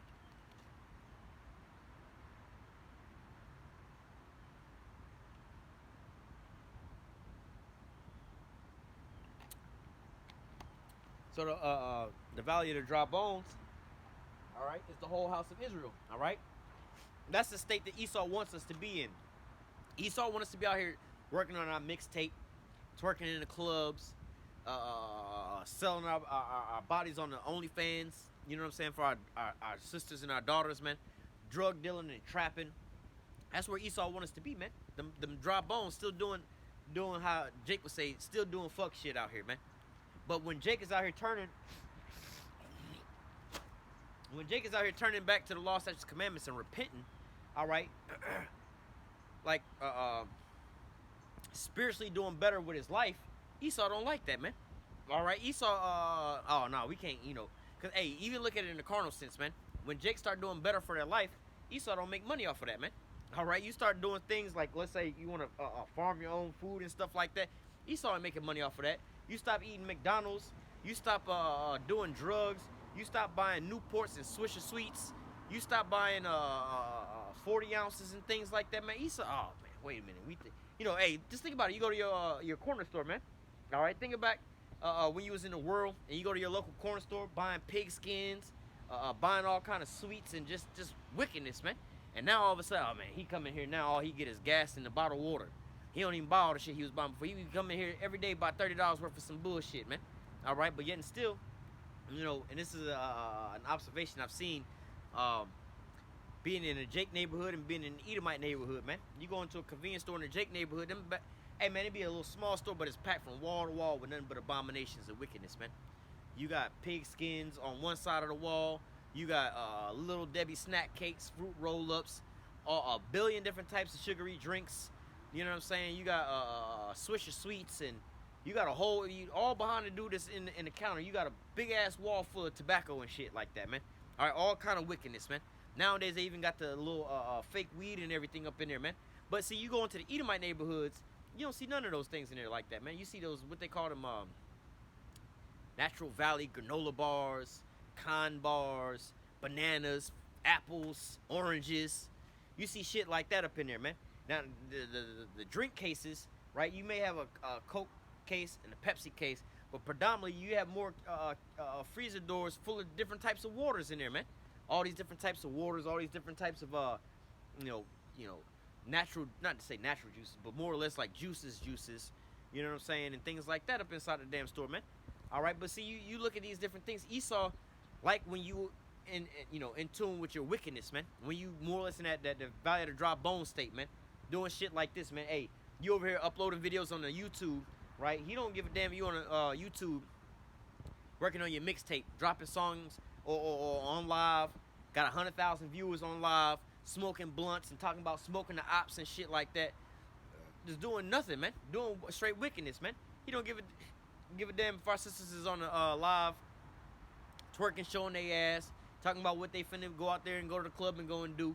But hey, even with these women channels, man, because you got some of these women making channels nowadays, not to say sisters that's in 100% truth or nothing like that now. Not saying that they even claiming to be Israelites, but even though I can think of about 2 of them that are actual Israelites, but nevertheless, some of the things they talking about is being wives and having their family and speaking on those types of things and speaking against the ideology of this here world, what they're pushing and promoting. And she said that her damn channel is getting flagged for, telling women basically to be housewives and being mothers and things like that, man. All right, and I was listening to one of the little things. She's like, damn, man, I'm over here getting flagged for this type of stuff. But if I was telling you to go do all this other stuff, go sell your body, she's made a point about, I forgot what this dude name was. One of these little transformer dudes, right? They were saying how, in the video, how he can sit there and talking about how he want to be a mother one damn day. And they applaud him and everything else like that. But if they have an actual physical woman that's talking about being a mother, that's hate speech. And they take down your videos and stuff like that. So see, Esau would like us to be in the Valley of the Dry Bones state rather than us actually being in a righteous state, man. Same with, like I said, these male rappers and stuff like that, or just these men out here. Hey, they would rather you be on your live talking about smoking the ops, doing this and doing that, counting money all damn day on the phone and everything else like that, smoking weed all damn day on the phone, on Instagram. But see, you be on live, you can do that for hours and hours on your live, but go on your live or go on your phone and upload a 10-minute video of you reading scriptures and see what happened, man. All right, you bringing out straight facts like that, man. You smoking the ops that way, man. Killing Esau, how does that in 2 Thessalonians 2:8 say? Then the Lord was gonna, roughly paraphrase, the Lord was gonna consume Esau with the spirit of his mouth. Go and smoke the real ops with this here word, man. With the sword, man. Go smoke the ops like that by hitting him with precept upon precept, man. That extendo clip on his ass, man. Esau, oh, we gotta take this here video down, man. This is too much violence, man. You over here talking about what the scriptures say, but yet and still Jake can go out there talking about airing out the block with his 100-round clip, man. 100-round drum, man. All right, and then go and do all these things. This is one of the big topics that's going on in hip-hop right now.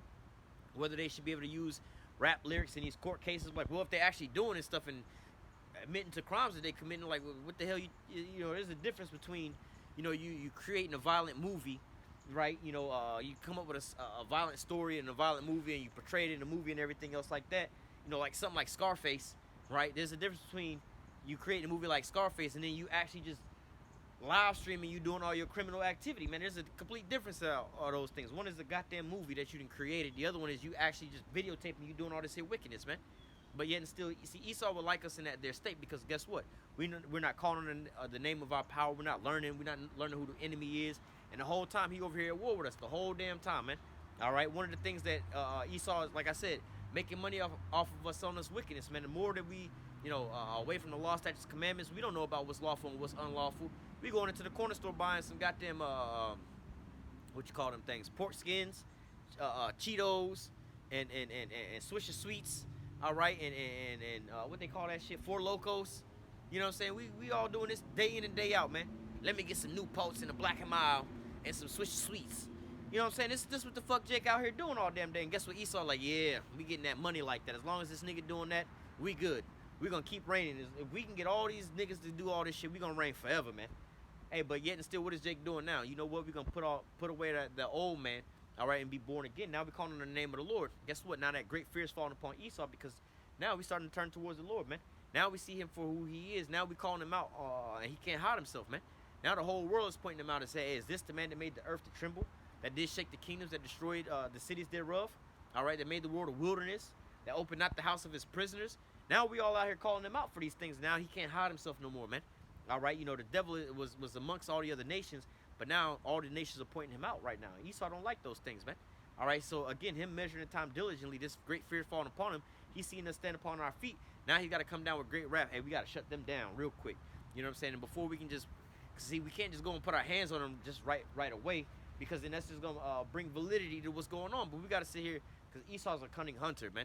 Now, you would think with the Kanye situation, because Kanye, that was a good little ploy. He said, look, these niggas own and control every damn thing. And, well, we're not going to say that because that might have been what got us fucked up last time. But anyway, the things that he was saying, right?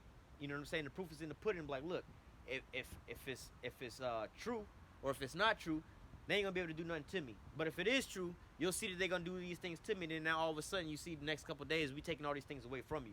Same with the Kyrie situation. Oh, you didn't even make a statement. You just typed up some stuff. And now all of a sudden you got these demands of what you got to do. Like, if you ain't in control or in power, how the hell you gonna force me to make these demands on these people, man? Now the vice versa, the flip side to this is, look, when these people do stuff to us like this and shoot us down and kill us off and everything else like that, we can't force them to do a goddamn thing, man. We gotta beg them to treat us fairly in the justice system. But hey, look, Tamir Rice getting shot down, man, by the police department, man. Hey, could we sit there and force not just their local government to pay our people back reparations for that, or the government like, look, we need to have United States training for all these police officers, all the Edomites here in America to learn about the types of tropes and things that's going on with our people, with all these things going on, all this different stuff. No, man.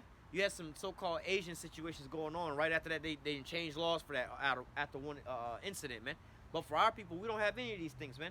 Going back to further prove the point is, like I said, man, hey, our people will look up and say, hey, these things are, hey, obviously it's true.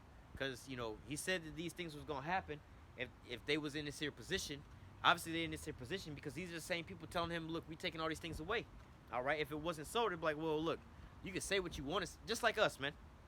Oh, we gonna stop doing this, or we gonna stop doing that, or we ain't fucking with y'all no more.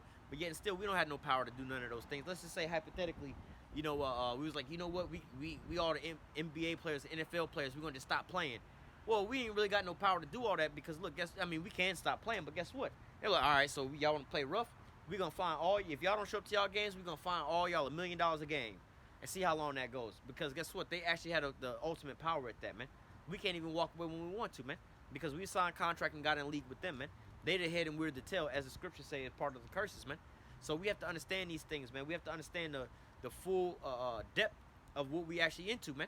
We have to understand the fact of the matter, hey, man, like the scriptures say, no man shall buy you, no man's gonna redeem you.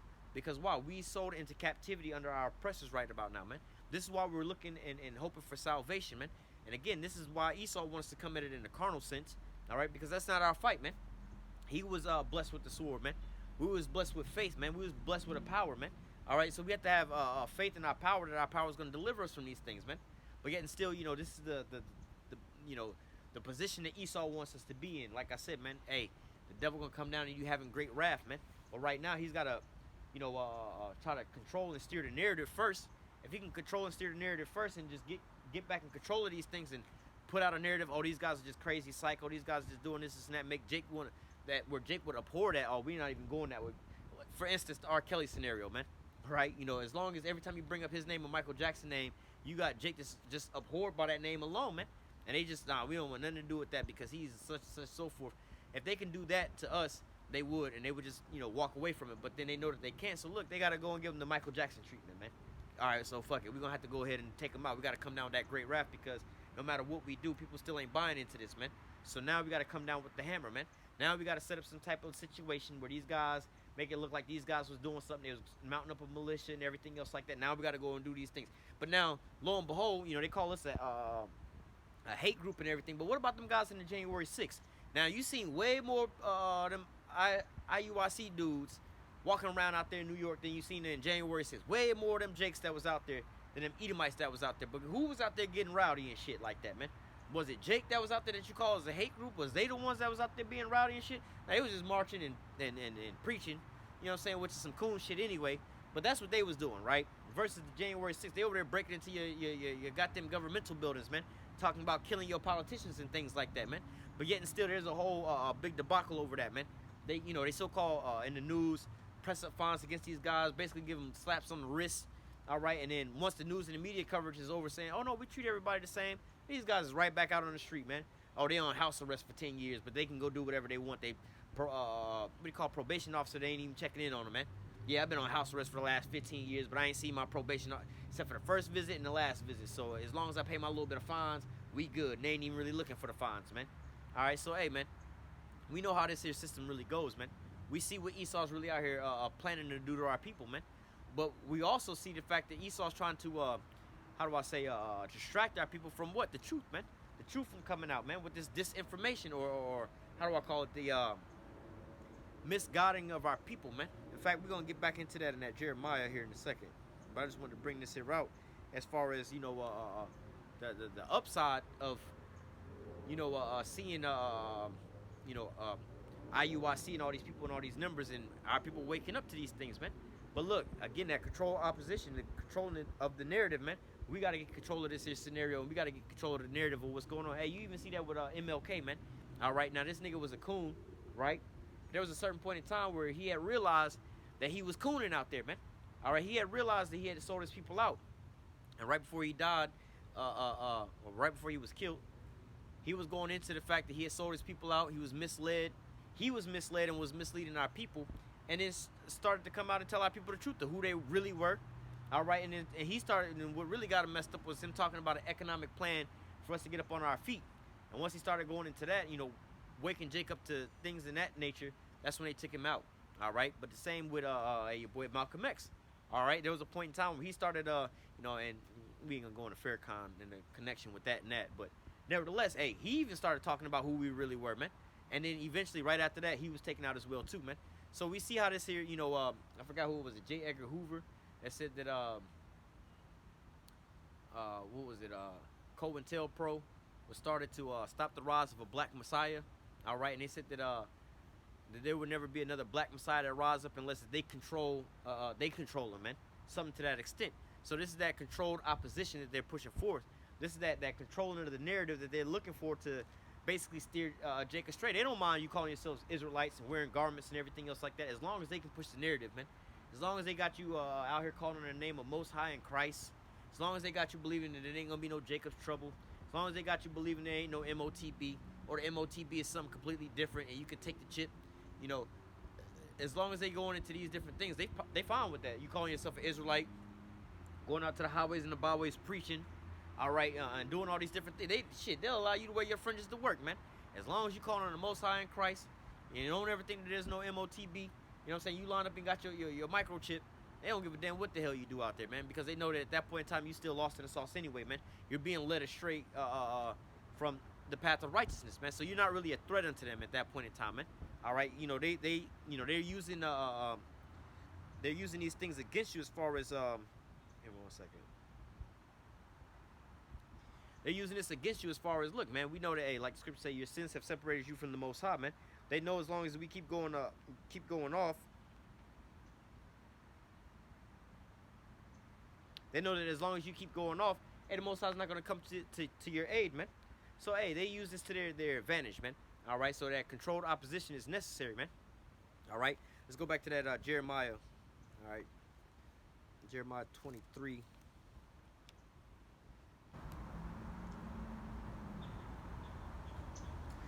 Let me go back up to. Matter of fact, I gotta start back at 3. All right.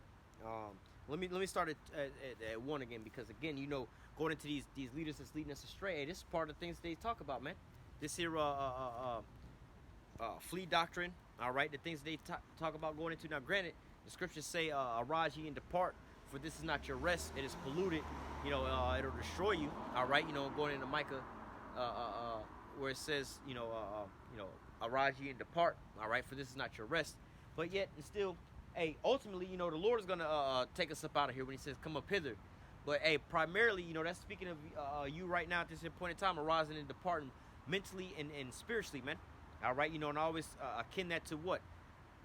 Prior to the pandemic, man. The brothers has been in the truth prior to the pandemic. All right, they've separated themselves from this here world.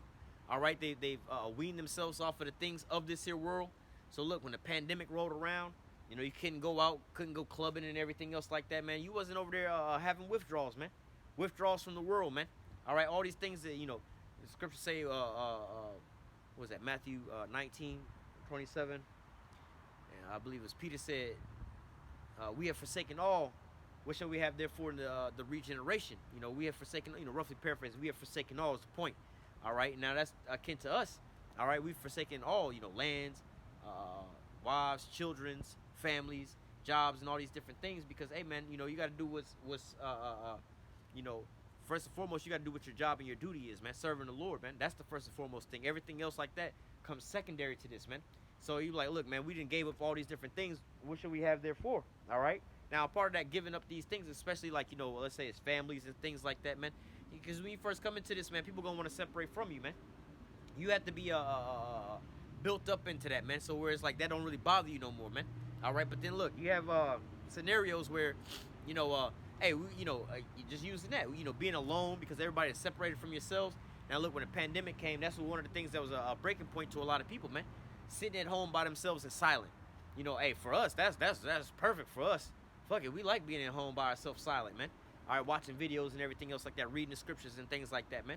But yet and still, hey, man, you have our not just our people, but regular people in the world and everything else like that. But, you know, mainly speaking on our people, that's, look, man, I can't do this. I got to go out. I got to go see somebody. I got to go chill with the homies on the block. I got to go do this. I got to go do that. I got to have my friends, man. All right? But guess what? If you had not arisen and departed from this here place, detached yourself from this here place spiritually and mentally, all right, then, you know, or let's say when they shut down the games and, you know, all the, how you call it, the mirth of the land, when they shut all these different things down, you know, you wouldn't be over here, how do I say, fiending for these things, man. You know, we see these things getting shut down. We don't give a damn about none of that stuff. No, so be it, man. Can't go to the little sport games. Can't go do this. Can't go do that. We don't give a damn. We good with this anyway, man. So, you know, that's going into the arising and the departing spiritually and mentally of this here place before what the Lord physically take us up out of here, man. But yet and still, you know, you have these people that are preaching on this here flea doctrine, all right? But you have to understand that the scriptures speak about, you know, when the Lord is going to come and take us up out of here, and the Lord is going to set us back down in our land, which is also contrary to what these small hats, the 48ers, are saying. All right, oh, yeah. See, we fulfilled this here prophecy because we over here. Well, you appointed the land into your own hand. Yeah, you fit that prophecy of about pointing the Lord's land into your own hand, but you don't fit the prophecy of the Lord putting his own people back into their lands, man. All right, we ain't see the Lord put nobody back into their lands yet, man. All right, well, let's go back to this Jeremiah 23. It says, "Woe unto the pastors that destroy and scatter the sheep of my pastor, saith the Lord." It says, "Therefore, thus saith Yahweh, power of Israel, against the pastors that feed my people. You have scattered my flock and have driven them away, and have not visited them. Behold, I will visit upon you the evil of your doing, thus saith the Lord." And you know, a lot of these false leaders and these false teachers, and they're gonna have something coming towards them, man. All right, you know, you're gonna have a lot of these congregations. You know, when these things, especially the things that they teaching them. You know, like let's say for instance, you had this group, I forgot what they was called, but I want to say Yahweh Ben Yahweh or something like that. But you had this group or whatever that took Jake over to Israel, man. All right, oh, we gotta flee, we gotta go back over to the land of Israel and everything. And then they got over there, all right, and they was treated like they was treated worse than what they was being treated over here, man. Being put into some polluted land, having to serve into the military over there, man. They're like, man, we would have been better off over here in Babylon, man, than where we at now. All right, then they get stuck over there. They take away their passports and things like that, so now they can't even come back, man. All right, so hey, but then you have other leaders and teachers of the people that's telling them certain things like, look, man, it ain't gonna be no chip. You ain't gonna have to worry about these things. It ain't gonna be no Jacob's trouble. You don't gotta worry about these things. And now these things come to pass. And the people are like, bro, I thought you said, you know, like even certain things. You can go take the juicy juice, man. Don't worry about that. To keep your job, you need to keep your job. We ain't gonna pay you for your job. Now these people gonna take these things, wind up getting sick, wind up something happening to them. They still wind up losing their jobs. Now these people all upset, man. Now these people are coming back looking for you, man. You know, you have these huge congregations, like, you know, I was speaking about IUIC. You know, they got this huge ass congregation and everything else like that, man. Hey, man, once those guys in there start finding out, you know, of sincere brothers in there, man. You know, they find out about those things, they're gonna be jumping ship, right? But then you're gonna have other guys that's in there. It's gonna find out that they was lied to, man. They're gonna be all in their feelings and they're gonna be hurt and they're gonna be looking for revenge, man. Oh man, y'all lied to me about that. They're gonna feel like they didn't waste their time, you know, because they're not gonna see the bigger picture, man. You know what I'm saying? Hey, again, you know, the hopeful elect they get pulled up out of there. They're gonna see it and they're gonna just move on. All right, they're gonna come into the truth, man. They're gonna realize they've been being sold lies, and they're gonna just move to where the truth is being told at, man, and go set up and start preaching the truth, man. But those other guys, they're gonna be like, oh man, I done wasted my life, I done wasted my time. I need to go get some get back. And who they gonna be looking forward to, man? The leaders that have been leading them astray the whole time, man. The leaders that had sold them down this here path, man. All right, because they was like, look, I done gave up my life to go do this, and truthfully so, they gave up their lives to follow men. All right, that's what they want to following. All right, but they've been being led astray, man. All right, just to be destroyed. It says, and I will gather, verse 3, it says, or go back to 2. It says,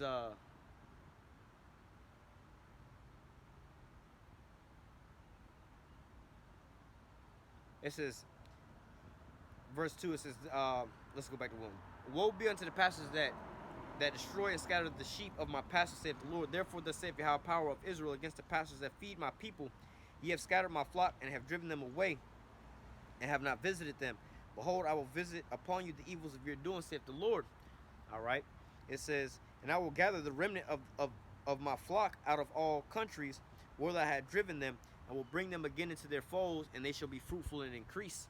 All right. And so, hey, you know, when you know, we hadn't seen this here happen, but when it does happen, man, hey, the Lord is going to be the one that does these things, man. The Lord is going to be the one that sets us up, and the Lord is going to be the one that put us into our own land and give us that there increase, man. So, you know, even preaching this here philosophy of like a fleet doctrine or build our own communities type things, man.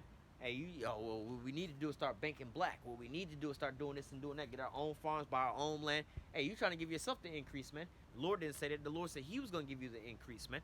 All right, you wouldn't have to do all these different things in the way that it's set up, man. Your reparation package, you can read that in Isaiah chapter 60. All right. The Lord's going to have these nations come and just bring you your reparations, man. You know, it says your heart going to be enlarged. You're going to be like, oh, shit, like, what the hell going on here? Like, imagine just see a parade of people walking down to your damn house and just giving you gifts all damn day long, man. You got all these cars pulling up outside your house, people all walking down the street and everything else like that. And they got all their resources, man, just piling up on your front door, man. You're going to be looking out the door like, what the hell going on outside? It's going to be like that moment, man. All right, the Lord's going to put the spirit on these people to do all these things, man. And how much, and again, you have to understand the deeper situation of these things, man. You know, you can go back to Rahab the harlot with Joshua and Caleb, right? And what happened there, man? It's going to be the same scenario, man. They had just walked up out of Egypt. The Lord had just decimated the Egyptians. All right, they had that chariot flying over top of them. All right, and Rahab the harlot seen that, and I'm like, look, bro, these guys out here scared. And guess what? She gave up the resources that she had that night. Look, y'all can stay here, y'all can hide here, but look, just don't bring that shit this way, man. Spare me and my household, man. Basically, so it's gonna be like the same thing that's going on now, man. When the Lord take Babylon the Great off the face of the earth, the world's greatest dominating military power. When the Lord demolishes them, all right, you know what I'm saying, and put us up in charge and set us up on that hill, that holy hill. What do you think the nation's reaction is gonna be? Look, don't do us like you just did the Edomites. We'll give y'all all the resources. Look, we don't look here you go. You can have it. Take us into captivity. We cool. Just don't do us like y'all did the Edomites, man. Y'all didn't just, you know what I'm saying, the chariots came and zapped the remaining of these damn Edomites up and put them in, took them in a hardcore bondage, man. Hey, look, we'll willfully give it up, man. We good. You know what I'm saying? We ain't, you know how they say, buck breaking. All right, that's what the Lord gonna do to these nations, man. All right, use the biggest and the strongest of them all, Esau, all right, and break them in the sight of men. And it's gonna force them to bring their resources unto us. So, hey, when the Lord set us in our land, man, these nations, again, read Isaiah chapter 60, man. All right, these nations are gonna willingly give up their resources unto us, man. All right, it ain't gonna be no. The Lord said, the nation that will not serve you, He gonna make them cease from existing, man. They're gonna perish, man.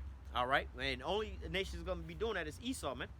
All right, but continuing on, it says, and I will set up shepherds over them, which shall feed them, and they shall fear no more, nor be dismayed, neither shall they be lacking, saith the Lord. All right, and hey, you know, speaking on those 48ers, man, they don't fit this here description, man.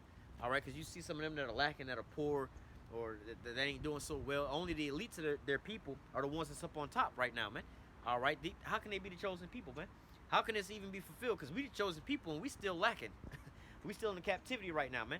So, hey, even in your own doings, you can't get yourself about it. Hey, what the hell you gonna do? Go get your own community, go get your own farms and everything else. What currency you gonna use, man? Where's your military? Even though we're not gonna have no military, all right? Because the scripture said they're not gonna learn war no more. But I mean, you know, we're gonna have spiritual powers to keep y'all ass in check, so you're not gonna rise up anyway. But in a time like now where we still got military, it's like, what's gonna stop Esau from rolling onto us, man? What type of event is stopping Esau from rolling on us in our own little state or country or land master we got? What's gonna stop Esau from doing that? What's gonna stop these other nations from invading us and taking out the resources that we didn't already acquired, man? Or what's gonna stop these other nations from taking us into captivity, man? We ain't got no goddamn military, man. But yet still, you know, have people leading us astray. Hey, we gotta flee. Let's go back to Africa. Where are we gonna go into Africa, man? All right, and these other nations see that we done went over there, we got our little resources. What the hell you think gonna happen to us over at that point in time, man? You got the Moabites buying up half of goddamn Africa as we speak. All right, so what the hell you think is gonna happen, man? Or we gonna go get our own land over there and everybody gonna just, we'll just sit back and watch them prosper and as they growing and growing and growing? No, man, it's the way the world is set up is nations dominating over top of other nations. They don't want, you know, they say we got an arms races going on between Russia, China, and America. All right, you got two Edomites and then the Moabites, but hey, just think of it, if Russia started winning this here arms race, which they are, America know that they're going to wind up dominating them. If China wind up winning the arms race, America know they're going to wind up dominating them. So they got to, this is what national security is, basically. When they say, oh, we got to protect national security interests, is the hegemony of America, you know, long story short. Them dominating, being up on top of all the other nations, not them protecting the borders of America. No, they want to just make sure that they're on top of all the other nations, man. All right? They can't be second to none. All right? But yet and still, you think you finna go get your own land and come up over top of Esau like that, man? It's not gonna work out like that, man. All right. It says, behold, the days come, saith Yahweh, that I will raise unto David a righteous branch, and a king shall reign and prosper, and shall execute judgment and justice in the earth. And his days Judah shall be saved, and Israel shall dwell safely. And his name, and this is his name whereby he shall be called the Lord our righteousness. All right, hey, Judah and Jerusalem is gonna be saved, man. All right, you know, the northern and the southern kingdom both gonna be raised up, man. All right, and that's another thing, man. The black only Israelites, nah, man. It's the northern and the southern kingdom, man. You can't just talk about the southern kingdom. What about the northern kingdom that's under the same exact curses that we under, man? In fact, you fail to realize, the so-called Negroes under these curses. And they get the curses part right, but what you fail to realize is in both times, in both scenarios, the northern kingdom, the so-called Latinos and Native Americans, they got the judgment before we got the judgment. God damn it. They went into captivity into the Assyrians before we went into captivity under the Babylonians. They went on the cargo slave ships leaving from America, going back to the other side of the globe from 1492, all right, all the way up to what, 1611, right around that time frame. Think about that, man. Think about that time process. Judah started going into captivity around 1611. All right, or not 1611, 1619. All right, was around the time where Judah started going on those cargo slave ships. Now, from the time 1492 when Columbus came, all the way up into the 1619. What the hell you think that they was doing to the Native Americans, man? All right, killing them off, slaughtering them off, and putting them in the cargo slave ships. There was that slave trade, man. All right, they said that when describing the two different slaves, they worked the Northern Kingdom until they started breaking them. Then they said, look, we got to get us a new slave because this here slave ain't that as well. The new slave is more durable than the old slave. We'll put it that way. So hey, man, they went in the cargo slave ships before us. They how they say, they ceased from their heritage. They discontinued from their heritage, man. All right, they call themselves all kind of different names, bywords and proverbs. Rich Puerto Rico, you know what I'm saying? Haitians, basically Hellions, or like another word for demons. But then you also got Dominicans. All right, you know what I'm saying? You got all these different names. You calling these people that are bywords and proverbs and not their actual names, man. But yet and still, you have Jake that's out here believing on, oh no, it's just the so-called Negro tribes only, man. All right, but the Lord said He was gonna raise up both kingdoms, the northern and the southern kingdom. All right.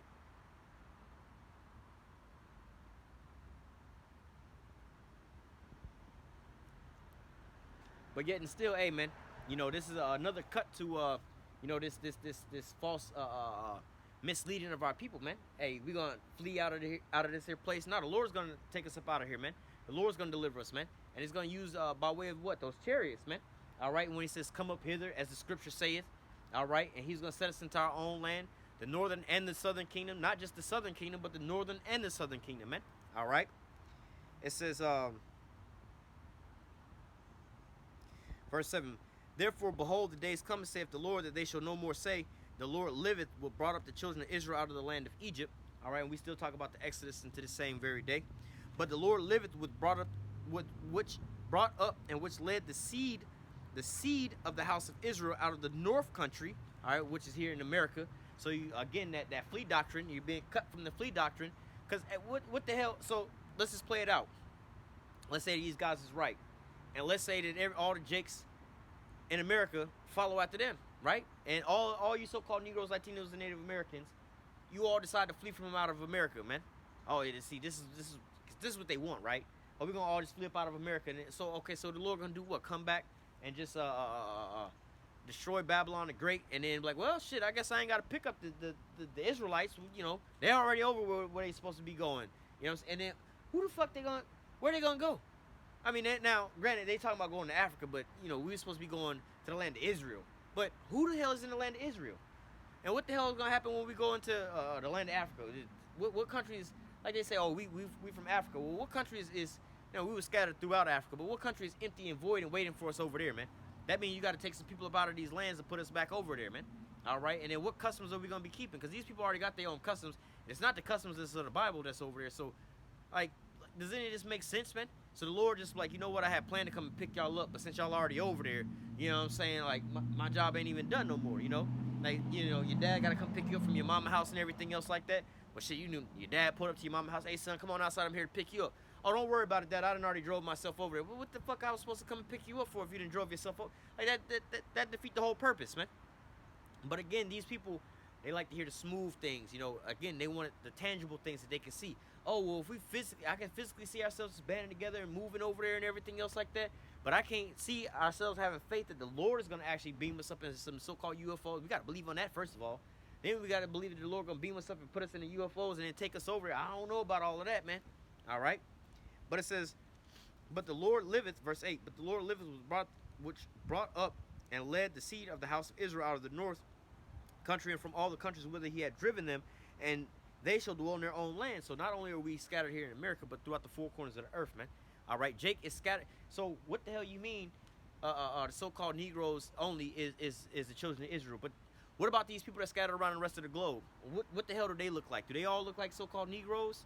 All right, are they all so-called black people? Now, granted, you do have the tribe of Judah that is scattered throughout the four corners of the earth. But do they actually still look like so-called Negroes? All right, because see, these people have this ideology, the so-called blacks only being Israelites, the so-called black Hebrew Israelite doctrine. You do have northern or southern kingdom, all right, even though the tribe of Judah, so-called black people that's scattered amongst these other nations, that look like these other nations, man. You technically have, like we're gonna use this term, so-called black people, right? That look wholly Chinese. Matter of fact, I'll give you a real example. Blake Griffin, right? This is a so-called Haitian. His father is a so-called Haitian man, very dark-skinned man, right? We show you the pictures of this all the time, man. All right, but his mother looks like a Edomite. She might be Edomite, but he's a lot lighter skinned. Now Blake Griffin then had a child with what looked like an Edomite, and they saying that he got another child with one of these porn stars, right? But anyway, both of these women look like Edomites. 9 times out of 10, they might be Edomites. But when you look at his children, the 2 children they talk, and the one that's in question with the porn star and the other child that he got, blonde hair and blue eyes, man. Now you see this little boy walking up and down the street, you say, oh, that's a white boy. Not realizing that that's from the tribe, that's a Levite right there, man. All right, of one of the dark tribes. So is he no longer an Israelite because he looked like that, man? All right, but yet and still, the scriptures say they declared their degrees by the pedigree of their fathers, Slakia. All right, they declared their pedigrees by by their fathers, man. All right, so hey, this is going into let me see, grab that real quick. Numbers.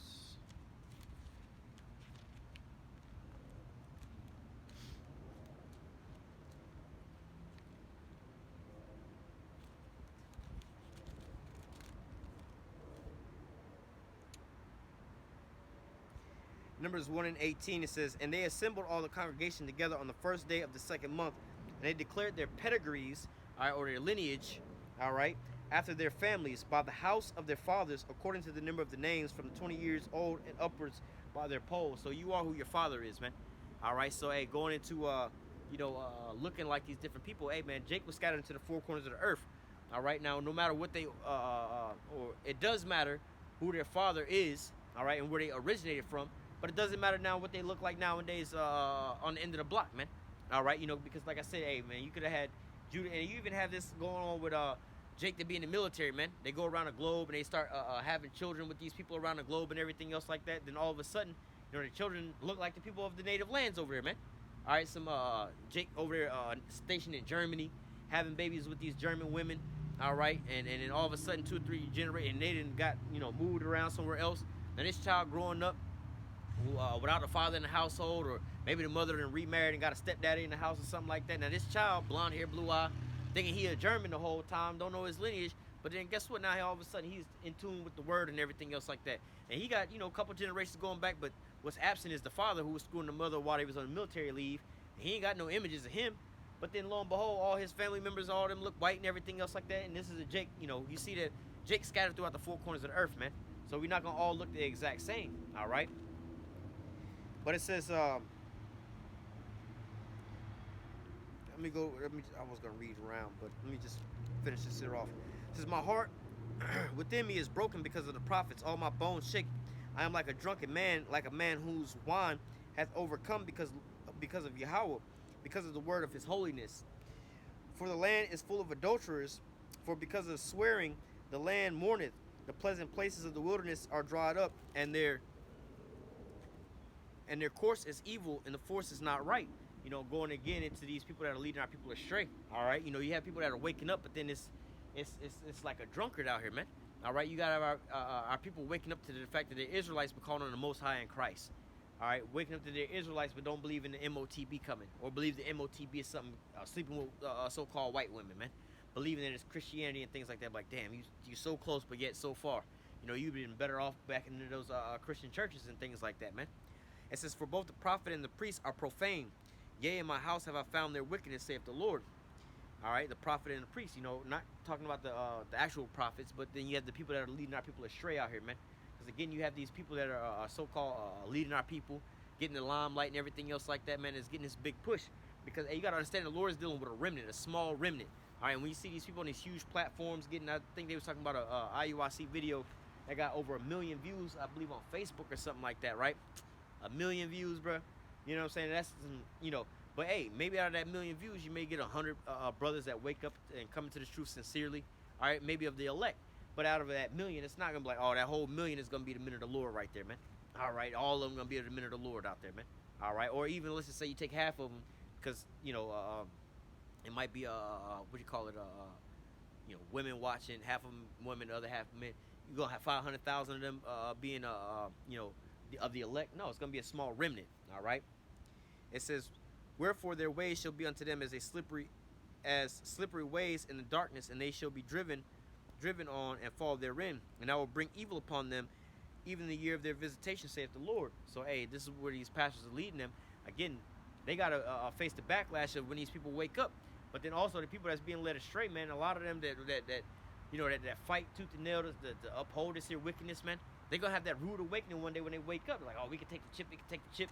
Then one day they realize that, oh, shit, we can't take the chip. I can just pull the chip out. Man, bro, you've already chose your allegiance, man. Pledge your allegiance to who you was pledging your allegiance to, man. All right, you've already, you decided not to teach and to learn in that name. Now, all of a sudden, you don't even know that name, man. All right, or hell, you decided you didn't want to hear about this here truth about, the Israelites. You didn't curse all these different things and made mockery of all these different things and counted it out. And then now all of a sudden you find out that it's the truth. Now you're trying to do a cram session of learning all these here lessons. But guess what? The famine of the word then came into pass now, man. Now you can't even find the truth, man. Now you're finding the bitter and the sweet, man. Now friends are fighting amongst each other because of what? This is truth, man. All right. It says, and I have seen folly in the prophets of Samaria, and they prophesied in Baal and caused my people of Israel to err. Going into, like what is that in Isaiah 30? They cover with the covering, but not of my spirit. They may add sin unto sin. They go down to Egypt and have not asked in my mouth. Roughly paraphrasing. In that same sense, again, you have people being paid off by Esau to preach and teach into this here, certain topics, man, certain ideologies and things like that, man. So now they're teaching in error. All right, they're causing our people to go astray, man, leading them down the path of destruction. It says, and I have seen folly in the prophets of Samaria. They prophesy in Baal and cause my people of Israel to err. So they going off the doctrines and the things that Esau is allowing them to push and the things that Esau pushes, man. All right, all this here backwards ideology and things like that, man. Coming up with these lies and slander and things like that. I have seen also in the prophets of Jerusalem a horrible thing. They commit adultery and walk in lies. All right, and what is that, committing adultery and walking in lies, man? Mixing, like the scriptures say, these are the virgins and there was no gall in their mouth. All right, sticking to just one script. What the scriptures say, but you got these adulterers out here that's fucking around with other doctrines, more or less to say. Oh, now the scriptures say, which we just read, the Lord was going to take us and pull us up out of the land of the north and whither He had driven us and place us in our own land. What land was given to the children of Israel? Here's a spoiler alert. It's named after them even to the same very day. All right, you know what I'm saying? But they call it Palestine, but they say the state of Israel. But yet and still, hey, you just go look up Israel on a map, you'll see. All right, so hey, even talking about going back and putting them into their own land, but yet and still, you got these adulterers that's sleeping around with these other doctrines, fornicating with these other books, making these other philosophies. What do they say, man? Oh, we're gonna go back to Africa. Well, that ain't where we from. The scriptures say Jerusalem is the mother of us all. All right, so hey, if we were gonna be going back to our own land, it should be back over into the land of Israel, not into the land of Ham. All right, in Africa. But yet and still, this is what our people, these people that are leading our people astray are pushing, man. The narratives that they're pushing. It says, I have seen also, verse 14, I have seen also in the prophets of Jerusalem a horrible thing. They commit adultery, they walk in lies, they strengthen also the hands of the evildoers, and none doth return from his wickedness. They are all of them unto me as Sodom and the inhabitants of thereof of Gomorrah. All right. It says, therefore thus saith Yahweh of hosts concerning the prophets, behold, I will feed them with wormwood and make them drink the water of gall. For from the prophets of Jerusalem is profaneness gone forth in all the land. Hey, and ultimately, you have them teaching about the MOTB not being the chip, or there ain't no MOTB, there ain't no Jacob's trouble, or just MOTB is something different, completely different in itself, man. Hey, what does Revelation 14 tell you about that judgment, man? All right, let's read that again. It says, being about, let's just go back up. Verse 14. I have seen in the prophets of Jerusalem a horrible thing. They commit adultery and walk in lies. They strengthen also the hands of evildoers, that none return from his wickedness. They are all of them unto me as Sodom and the inhabitants of Gomorrah, which got torn down by fire and brimstone raining down upon their ass, right? Therefore, thus saith Yahweh of hosts concerning the prophets, behold, I will feed them with wormwood, that bitterness, that bitter water, all right, and make them drink of the waters of gall. For from the prophets of Jerusalem is profane is gone forth in the land. So what is That was that precept I was about to grab. Oh yeah, Revelation 14. Revelation 14 and 9. Yep. Revelation 14 and 9 says, and the third angel followed them, saying with a loud voice, if any man worship the beast and his image, and receive his mark in his forehead or in his hand, the same shall drink of the wine of the wrath of the Most High, which is poured out without mixture into a cup of his indignation. All right. And they shall be tormented with fire and brimstone in the presence of the holy angel and in the presence of the Lamb, and their smoke and the smoke of their torment ascended up forever and ever, and they have no rest day nor night, who worship the beast and his image, and whosoever receiveth the mark of his name. So, hey, they're going to drink of the wrath of the wine of the, oh, man. All right, we'll close up shortly. I'm going to finish this chapter off. But they're going to wind up getting at their judgment, which is what? That those thermonuclear missiles, man. All right, they're going to wind up drinking of, or bathing in the, how they say, bathing in, what does the prince say, bathing in the waters of the Lake Minnetonka. They're going to be bathing in the waters of the Lake of Babylon, man. The great, how they say, the great lake of fire of Babylon, man. All right, they're going to want to be in missile food out here, man. All right, just like how Sodom and Gomorrah was taken out, hey, Babylon the Great going to be taken out the same way. All right, because, hey, man, that's the judgment for taking at their chip, man. All right. Continuing on, I'm going to read through this kind of quick to finish this chapter off.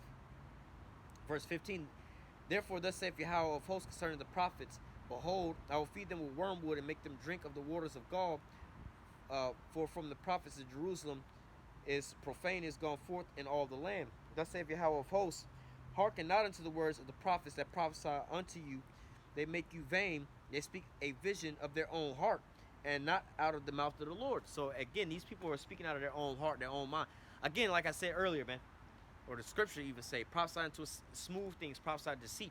They understand that this is the way to keep that congregation coming in. And just like in church, man, all right, just like if we was going to preach this in the churches, guess what would happen?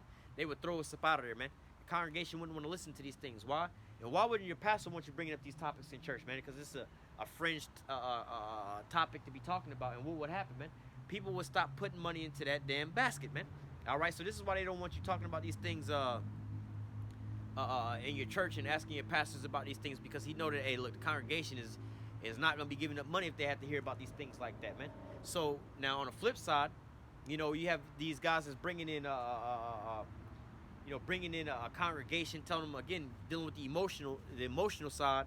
Hey, well, look, we're going to have to feed them with this, we're going to feed them with that. But if we tell them the hardcore truth, hey, there's going to be Jacob's trouble. It's going to be a great temptation coming upon the whole earth.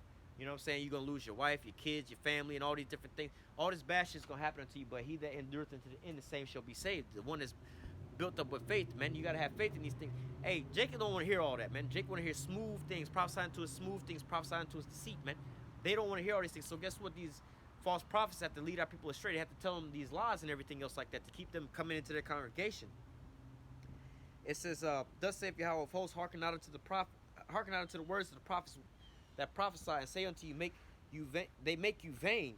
They speak a vision of their own heart, not out of the mouth of the Lord. So they make you vain, man. They make you believe in stuff that ain't really there, man.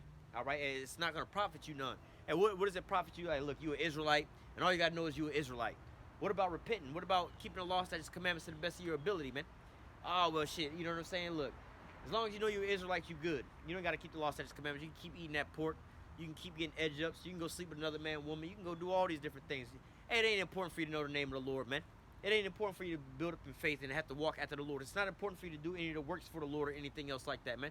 So now you just know that you're an Israelite. You know what I'm saying? Just knowing that you're an Israelite is not going to be good enough, man. Now in that day of trials and tribulation, man, and you trying to depend on the Lord and have faith, but you ain't never had to depend on the Lord all the way up until that same very day. So all of a sudden you're going to be built up in faith and know how to trust and believe in the Lord. What name you gonna call on? You ain't never had to call on the name of the Lord beforehand, so now what name you gonna call on at this point in time, man? All right, so all these things are setting you up. It's just like you trying to be a boxer, man. Oh, you ain't gotta train, you ain't gotta come to my boxing school. You ain't gotta train, you ain't gotta practice, you ain't gotta do none of these things. But when it's time for fight night to come down, you get into the ring. What the fuck you gonna do, man? What's it gonna be your defenses? What's gonna be your stance, your posture? What's gonna be your striking moves? What the hell you gonna do? You ain't practiced nothing, so now you in the ring. It's time to fight, man. Everybody got a plan till you get punched in the face, man. All right, so what you gonna do at this point in time, man? All right. It says, verse 17, they say, They say still unto them that despise me, the Lord hath said, ye shall have peace.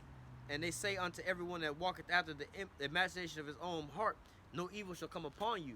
So this is exactly what you have going on with, you know, the likes of, oh man, come on. All right, we'll have to close out here shortly. This is what's going on with the likes. We'll come back with this, but maybe we'll do a lesson on it.